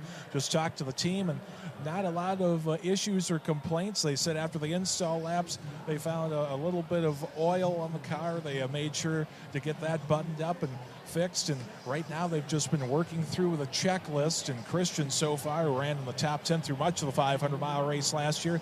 Christian seems to be pretty happy with how the Splenda Chevrolet for ECR is running.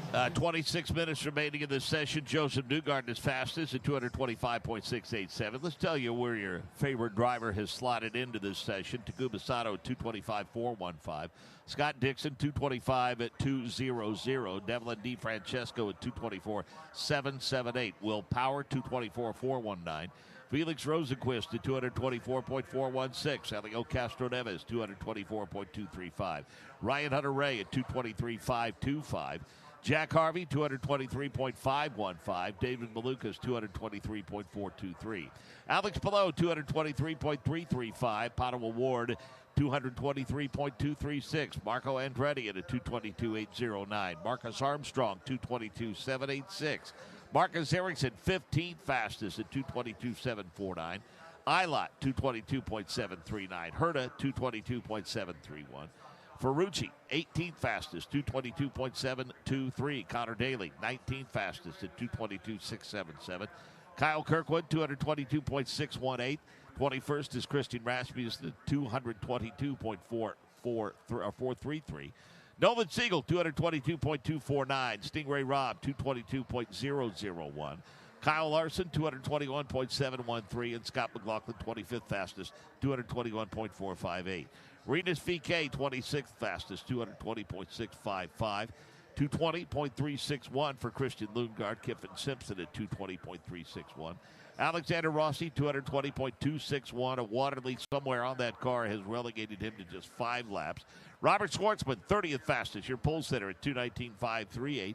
Graham Rahal at 219.062. He, too, had a failure earlier on that limited his track time today. Louis Foster, 219.058. And Ed Carpenter, 33rd fastest at 218.934 miles per hour with a little under 25 minutes remaining. Rich Nye. Mike Shank with the Meyer Shank Racing. 3 cars in the Indy 500. Elio Castro Neves, Felix Rosenquist, and Marcus Armstrong. How's everything look on Carb Day? So far, pretty good, actually. I think they all look pretty good. And, you know, what we're watching, we're looking for ability to suck up. You know, how can we pull up? Can we do it comfortably for a 20, 25 lap run? Doing long runs here. We're going to do a little pit stop practice at the end. So far, so good. We get Marcus coming back after that pretty big hit in quali, or on quali morning. It's still taking some time to get him in the car back to where we need him, but that's coming along nicely now. So we just keep looking at it, keep ticking the boxes. Super excited to see all the people out here today. It's just so awesome. This is classic America, and I love living in the Midwest and being in Indiana here today. A much cooler day today and what we might expect on Sunday. So how important is this practice with some conditions that may be very similar? Yeah, it's all really important on sets downforce levels that we all run. What do we think we can get away with? Not. Where do you start? You know, Felix is up at the front. That's a different arrow. We may start with Armstrong in the back. So we're working on that now and get that balance. That COP we all talk about is so important and really tricky on these new hybrid to get that consistent. So we're trying to get that understood here. Thanks, Mike. Got it. Cleanup continues on the north end. Hopefully they'll get that wrapped up soon, and we'll have about 20 minutes remaining in this practice session. When they first landed in the NTT IndyCar Series, they had that technical alliance with Andretti and decided during the offseason to take that in a different direction, align themselves with Ganassi. I think the Andretti relationship allowed them to build at a measured pace and find some measure of success, which ultimately led to them winning the Indianapolis 500. But I think, too, it's gone swimmingly with Ganassi because week in and week out, essentially that 5-car stable has had a pretty good start to the 2025 campaign. Oh, it's been phenomenal. They've been strong at every type of track, and you see that even here at the Speedway. You know, they've been extremely strong, and certainly the class of the Honda field, if you will. So yeah, I think they're in a really, really good place, and it's been cool to see Felix Rosenquist, and very interesting note there from Mike Shank, just kind of on the difference of approach on downforce levels compared to, you know, if your car's at the front or at the back. So if you're at the front, you can afford to run a little bit less downforce in the car. If you're at the back, yeah, you need to start off putting a lot of downforce in the car, and then maybe throughout the day as you move your way forward into the field, that's when he can afford to take some of that downforce off. Rosenquist, Castro Neves running 6.7 now at 224.416 and 224.235. Armstrong showing pretty good pace at 222.786. Yeah, and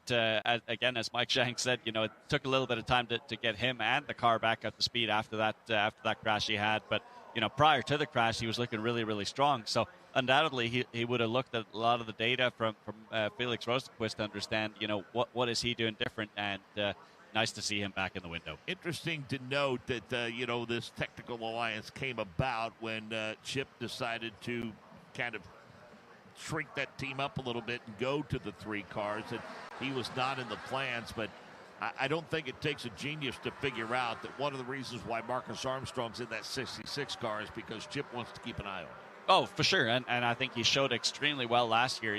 Got a podium, and he's shown really well. So he's got a lot of talent, and he's got a lot of people to learn from here. So he's in a really good environment. Some have speculated that David Malukas is on loan for the here and now to A.J. Foyt and may eventually land with Penske with their technical alliance. But I guess if you go back to the first time that's been used successfully, I would imagine at some point, if you ask Kyle Kirkwood, he would tell you that he is grateful to Michael Andretti and A.J. Foyt for the year that he got to spend at Foyt when there essentially was no room for him in IndyCar. Oh, for sure, and you can see he learned so much stuff, and then the next year he came in Andretti and won a race, two or three races into his career with Andretti, as the green flag is out, and already we're in a big pack of running here as Connor Daly is looking racy. So maybe he's got that good feeling in the car again. Well, he's one of my dark horse picks, quite frankly, and I think he is a tremendous ambassador for this sport. But I think that you could put him in the category of he now knows what he didn't used to know because he now has experience leading laps here. And I disagree with you on one point. I don't think he's a dark horse. I think he's actually someone that could go out there and compete for the win, without the dark horse stamp. I think he's led enough laps around here. He's felt really good, and I think that Juncos Hollinger team has really turned a page this year. So he's feeling good in the car, or has felt good in the car. Now he's back out there on track and looking racy at the front of the pack. David Malukas looking racy as well. He just slipped around Alex Palou into turn number 1. Yeah, he did, and now he's working on Robert Schwartzman. So let's see if he can get a run here down turn 2 as we have a myriad of cars coming out. Look at this. I thought these final minutes were going to be all about pit stop practice, but no. These cars want to get as many laps as they possibly can to learn for Sunday. If you were ever going to bring back one of your signature phrases from your time with us before, that would have been the time to do it right off. I cannot recall what that. I can't recall what that word was. So save that for race day. Yeah, let's save that for the big show.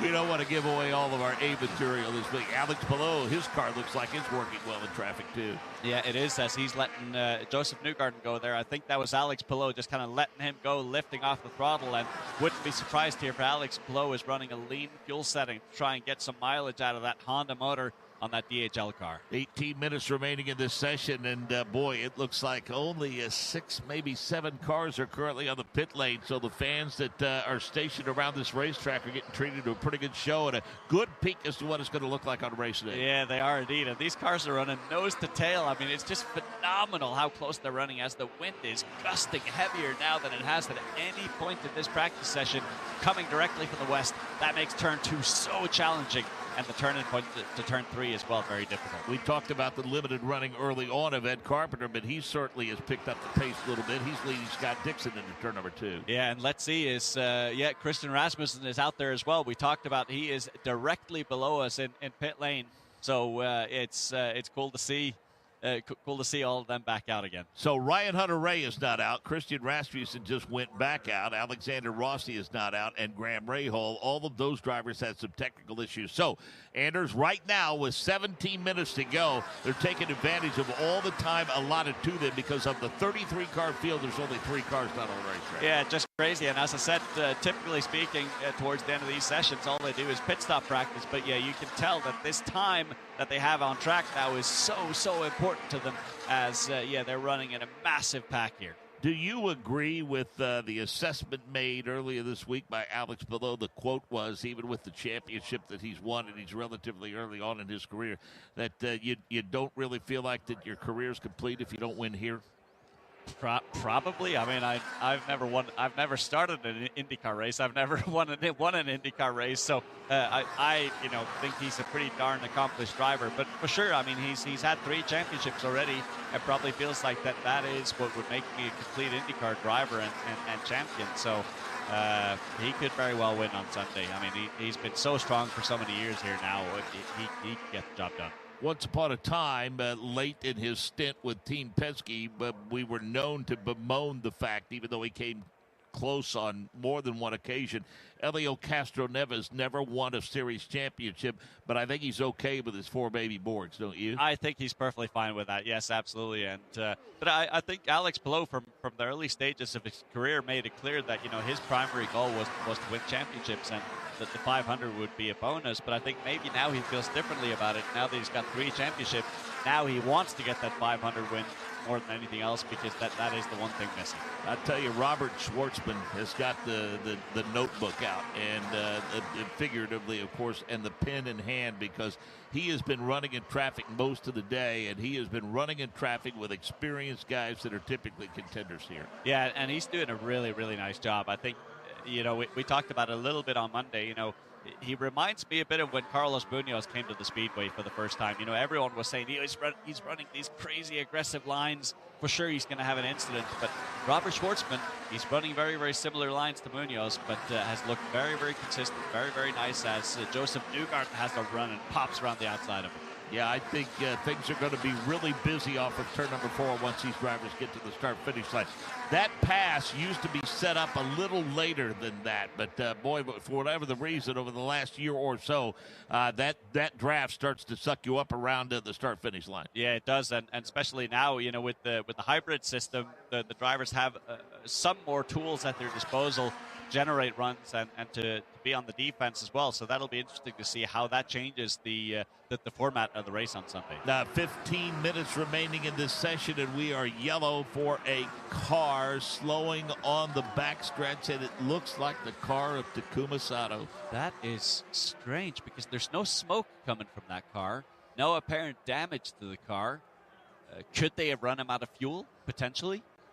It could very well be that they try to run the car as long as they could, but yeah, seeing no smoke at this point in time. So hopefully for him, that's not another engine expired. So at 2 o'clock this afternoon, the folks from Oscar Mayer working with the Indianapolis Motor Speedway, and all of the Wienermobiles will be involved in a race. And then we have the pit stop competition. And I think the drivers awfully excited to take part of that pit stop competition, because it puts their crew front and center. I've just got a question, Mark. How do I put my name in the ring for being one of the Wienermobile drivers for next year? I think we'll get with Doug Bowles and see if we can't get you on the short list next year. Yeah, tremendous. Great. I appreciate that. So that pit stop competition, it's always a fan favorite. It's always entertaining. A lot of folks really get cranked up to watch those teams compete in that pit stop. And it's kind of cool, because these guys completely changed their cars around for the pit stop competition. Some people even have a separate pit stop competition car, because the setup that you need for the car to have a quick pit stop competition is completely different to the race car that you want to have. So obviously here around the oval, you have a bit of tilt in the car, you have spring offset. So for the pit stop competition, what they tend to do is they tend to make especially the rear of the car, completely symmetrical. They tend to put softer springs on the car to make sure that they have maximum traction as they pull out of the pit box for the pit stop competition. So it's absolutely something they take very seriously. Did you ever do a simulated pit stop as a crew member, or did you ever try like at a museum or something? Did you ever give that a shot? I never did, no. Chris Pollock and I, our network director, years ago did a media pit stop competition, and I got lucky with the gun because I got it on there first try. I think I changed a right rear in about 17.5 seconds, which would get me fired. yeah. But I was happy I was able to do it. Let's go to Alex Wolff. And just before that caution flag came out, saw my first live pit stop practice in my section of the pits, and it was the Long Beach winner, Kyle Kirkwood, who currently sits 15th on the speed charts on carb day. Came in, simulated a 4-tire stop. They did not do a fueling, but for that 4-tire change, it was a 6-second flat stop for Kyle Kirkwood. he was cleanly out of the pits. Yeah, 6 seconds would make everybody very happy in that Kirkwood camp on race day. Oh yeah, for sure. 6 seconds. That's pretty dang good. But not realistic with a full fuel load. But still to be able to change those tires in that time, that makes sure that they can be ahead of the fuel. Got the car to the entrance to the pits and then pulled it behind the wall to get it out of the way. Takuma Sato is out of it, taking a look-see. Let's see if we can get more from Rob Blackman. Unfortunately, there's not much more to report. A lot of very questioning looks and a lot of scratching of the heads down here with Takuma Sato talking with some of the principals with him here in their pit box, and they don't know what happened. They're going to take this car back, Gasoline Alley, take it back to the garage and take a look. But for the moment, the answer is to what happened is we don't know. We'll keep you posted. At under 12 minutes to go in the session now, so time winding down, and then the focus will turn on the 109th Indianapolis 500-mile race. So what's the debrief going to be like once we complete this practice session? Oh, it's going to be a lot of pouring through data. Obviously, some teams have had a lot of mileage. I'm looking at Joseph Newgarden, 66 laps so far. So he's done a lot of laps, which can help benefit them tremendously. Some other teams have a lot less, like the Ed Carpenter Racing team we talked about previously. Rasmussen, he's only done 34 laps. And then Carpenter, he's done 49, so he's getting up there now. But Alexander Rossi, only 5 laps, so he's going to be heavily reliant on his teammates to gather data to make informed setup decisions for race day. Massive for these teams for this day to be a 67-degree day as we speak, and that is the forecast for Sunday. That means they don't have to do a lot of guesswork on the setup. Yeah, that's exactly right. And as I look at it, the track temp just reached 100 degrees. Ryan Marine, let's get an update on Connor Daly. Right. You guys talked about the fact that car has reemerged on the pit lane, and he did go out and run just a little bit ago. The car is back in. The crew is making some adjustments. I had a quick moment to check in with Dave O'Neill, who's the team manager. Asked him if they got to the bottom of the issue, and he said, we're still swimming on the bottom, but we think we figured it out. We made a step forward. They just made one more change at the rear of that car, and they're about to send Connor back out for the final 10 minutes of carb day. Joseph Newgarden continues to set the fast lap at 225.687. Takuma Sato, car behind the wall with an issue of some kind at 225.415. Scott Dixon, Devlin DeFrancesco, and Will Power, your top 5. We haven't talked about Power much, but he has had an efficient day. He has indeed, and obviously he's going to be starting from the back of the pack, so he's probably going to be one of those teams that's experimenting with a slightly higher downforce setting in the session today, and then as they go through the race, they'll probably start trimming that out. But yeah, I think Power, Newgarden, and McLaughlin, about a week ago, I think we all expected that they'd be, possibly 1, 2, 3 on the grid again, and here they are, only one of them in the Fast 12 and the other 2 on the back row. Once upon a time in the office pools and days gone by, if you didn't get somebody in the first couple of rows, you felt like you were just donating to make the pot a little bigger. But, I mean, if you look now in row number 7, you've got on the inside, you got Kyle Larson. Then row number 8, you got Elio Castro-Neves and Kyle Kirkwood. You've got Colton Herta in row number 9.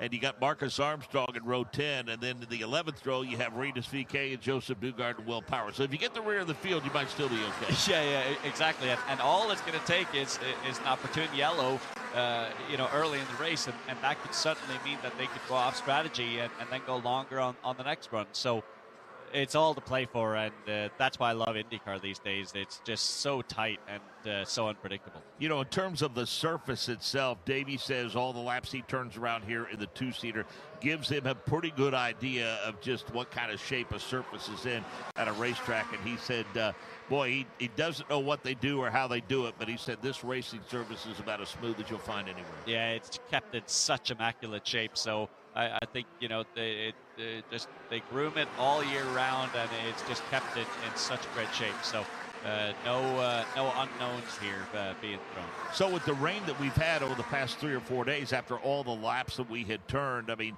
what sort of an impact did it have on the grip level? And was this day important in terms of getting fresh rubber laid down to help that grip on Sunday? Yeah, this is a very important day because with that heavy rain, that would have washed away any rubber that was on the track. And the biggest thing with rubber on the track is not just the grip, but it's actually the tire wear, because the less rubber there is, the higher the tire wear. And I remember back when I did the Freedom 100 here, we had a complete rain out and we didn't do the qualifying, and so we went straight into the race, and the tire wear was massive because we didn't have any rubber down on the track. So we actually ended up going on the cords of our tires because of how bad the tire wear was.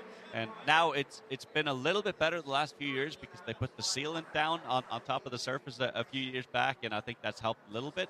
But still, not having it rain between now and Sunday is going to be really beneficial. The importance of the guys and gals that go over the wall, I mean, they are the ultimate multitaskers because they all have specific roles and areas of expertise within a race team. But in terms of preparing themselves for pit stops and making sure that they're bringing their A game on Sunday, I know that they've had a chance to do hot stops here over the last 30 or 45 minutes. But in addition to preparing the car, how will these crew members prepare themselves for pit stops on Sunday?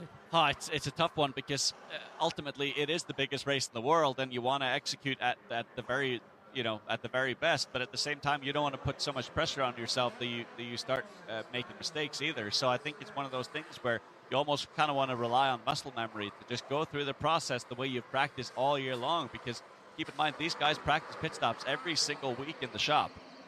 Joseph Newgarden continues fast lap 225.687. Rich, so much turmoil and dismissals at Team Penske this week, but they are still Team Penske. Joseph Newgarden showing strong here in this practice with the fast lap at 225, and he's just pulled off 2 simulated pit stops here in the last few moments right at 6 seconds. This crew is sharp, this car is fast. We'll just have to wait and see if he can move up all the way from 32nd on Sunday. As we talked about even prior to going on the air, you and I speculated about what their chances are, and obviously because of that team's history here and their abilities as drivers and the folks over the wall plotting the race strategy and whatnot, even though those names and faces have changed, they're still very, very familiar to the racecraft. But suffice it to say, if there's any 2 drivers in the grid that can pull off putting themselves in contention over the last 25 laps, coming from the 11th row, it's Will Power and Joseph Newgarden. Yeah, it is, and I think it's going to be fantastic for us watching the race because I think we're going to see 2 cars just carving their way through the field, and they'll want to do it obviously in a safe manner, but they want to move their way to the front as quickly as they can. So we're going to have a great show ahead from the 11th row. So give me 2 that you think are favorites, and then give me 1 that would be a dark horse. And I promise I won't call Connor Daly that. It's not to offend you again. I mean, I think Alex Pilot to me is just so calm, cool, and collected, and I just think he's in such a good place. I think he's one of the favorites. I know we talked about earlier in the week Scott Dixon as well. He could very well be one. Yeah, okay, so let's go dark horse. Wow, this is a challenging one. I will agree with you that I think anybody that starts the field at 33, you probably shouldn't call them a dark horse. Yeah, exactly. Exactly. Dark horse, let's go Marcus Ericsson. So I feel like we haven't talked about him at all, but obviously he knows how to make it to the front here, and he can get the job done. Same with Kyle Kirkwood. One of the nicest people in the paddock, Marcus Ericsson. Let's hear Rob Blackman more on Ed Carpenter. Well, a guy that knows how to get it done is Ed Carpenter, a veteran, certainly, of the Indianapolis 500. Ed, looks like your day is done for the day. What did we learn from the final shakedown before Sunday's big show? We wanted to evaluate a couple little things that minute differences between the cars. So got a little read on that, did some pit stop practice. That's really about it. The car's still in pretty good shape. I think compared to Monday, conditions changed a little bit, so we kind of had to recalibrate for that.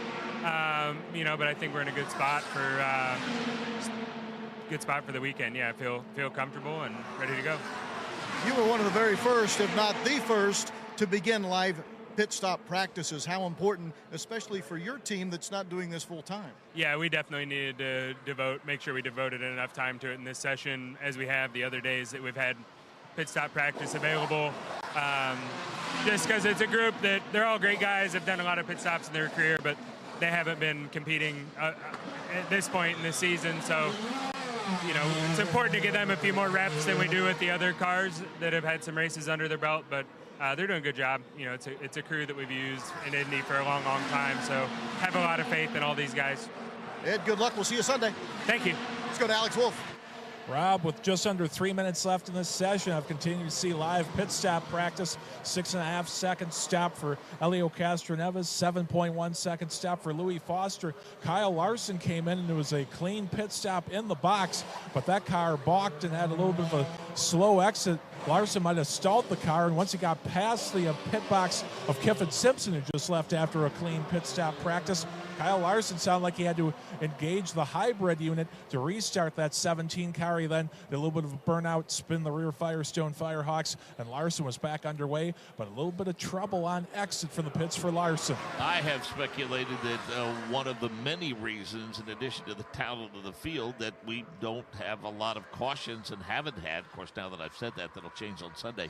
But one of the reasons why is because of the driver's ability to get that car restarted on their own and not needing the AMR IndyCar safety team. Yep, I'm sure that's part of it, and it's just been crazy actually to see how few cautions we've had so far this year. And yeah, to your point, that could very well change on Sunday. We'll see that there could be some aggressive action, especially from the cars back in the pack trying to make their way to the front, as we're now seeing an uptick in action on pit lane. 1 minute 25 seconds to go in this session. A lot of people practicing pit stops now. I just had a chance to have a look at one from Scott McLaughlin. Absolutely Penske perfect. In and out so quickly. Prema had a stop with Robert Schwartzman. Slight delay on the right rear for them. And I know the pit stops, that's been an area of concern for them.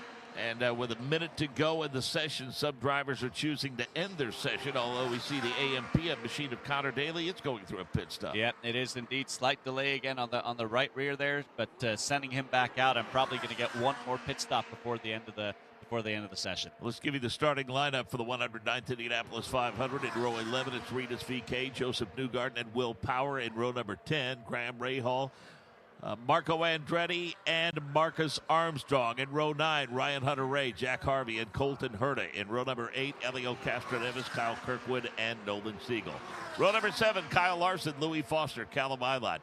Devlin DeFrancesco, Stingray Robb, and Christian Rasmussen make up row number 6. In row 5, Kiffin Simpson, Ed Carpenter, Santino Ferrucci. In row number 4, Scott McLaughlin, Connor Daly, and Alexander Rossi. Row number 3, David Malukas, Christian Lundgaard, and Marcus Ericsson. In row 2, Scott Dixon, Felix Rosenquist, and Alex Palou. On the outside of row number 1, Pato Award. In the middle of row number 1, Takuma Sato, and your pole sitter, the rookie Robert Schwartzman, as the checkered flag flies on the session. Your top 5, Joseph Newgarden, 225.687. Takuma Sato, 225.415. Scott Dixon, 225.200. And then Devlin DeFrancesco at 224.778. Will Power completes the top 5 at 224.419. Lots going on, lots of entertainment here at the Indianapolis Motor Speedway, capped off by the Carb Day concert later today. We want you to join us on Sunday at 11 o'clock Eastern time. Green flag set for 12:45 Eastern.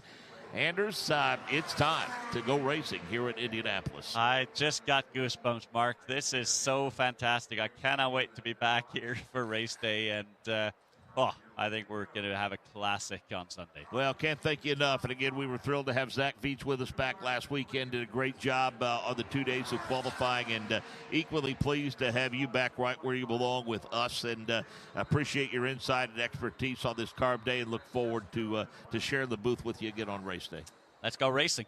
Indeed. So Joseph Newgarden, the fastest today, 225.687. The 109th Indianapolis 500-mile race comes your way on Sunday. Please join us at 11 a.m. Eastern. For now, this is Mark Jane saying so long from the world's greatest race course, the Indianapolis Motor Speedway.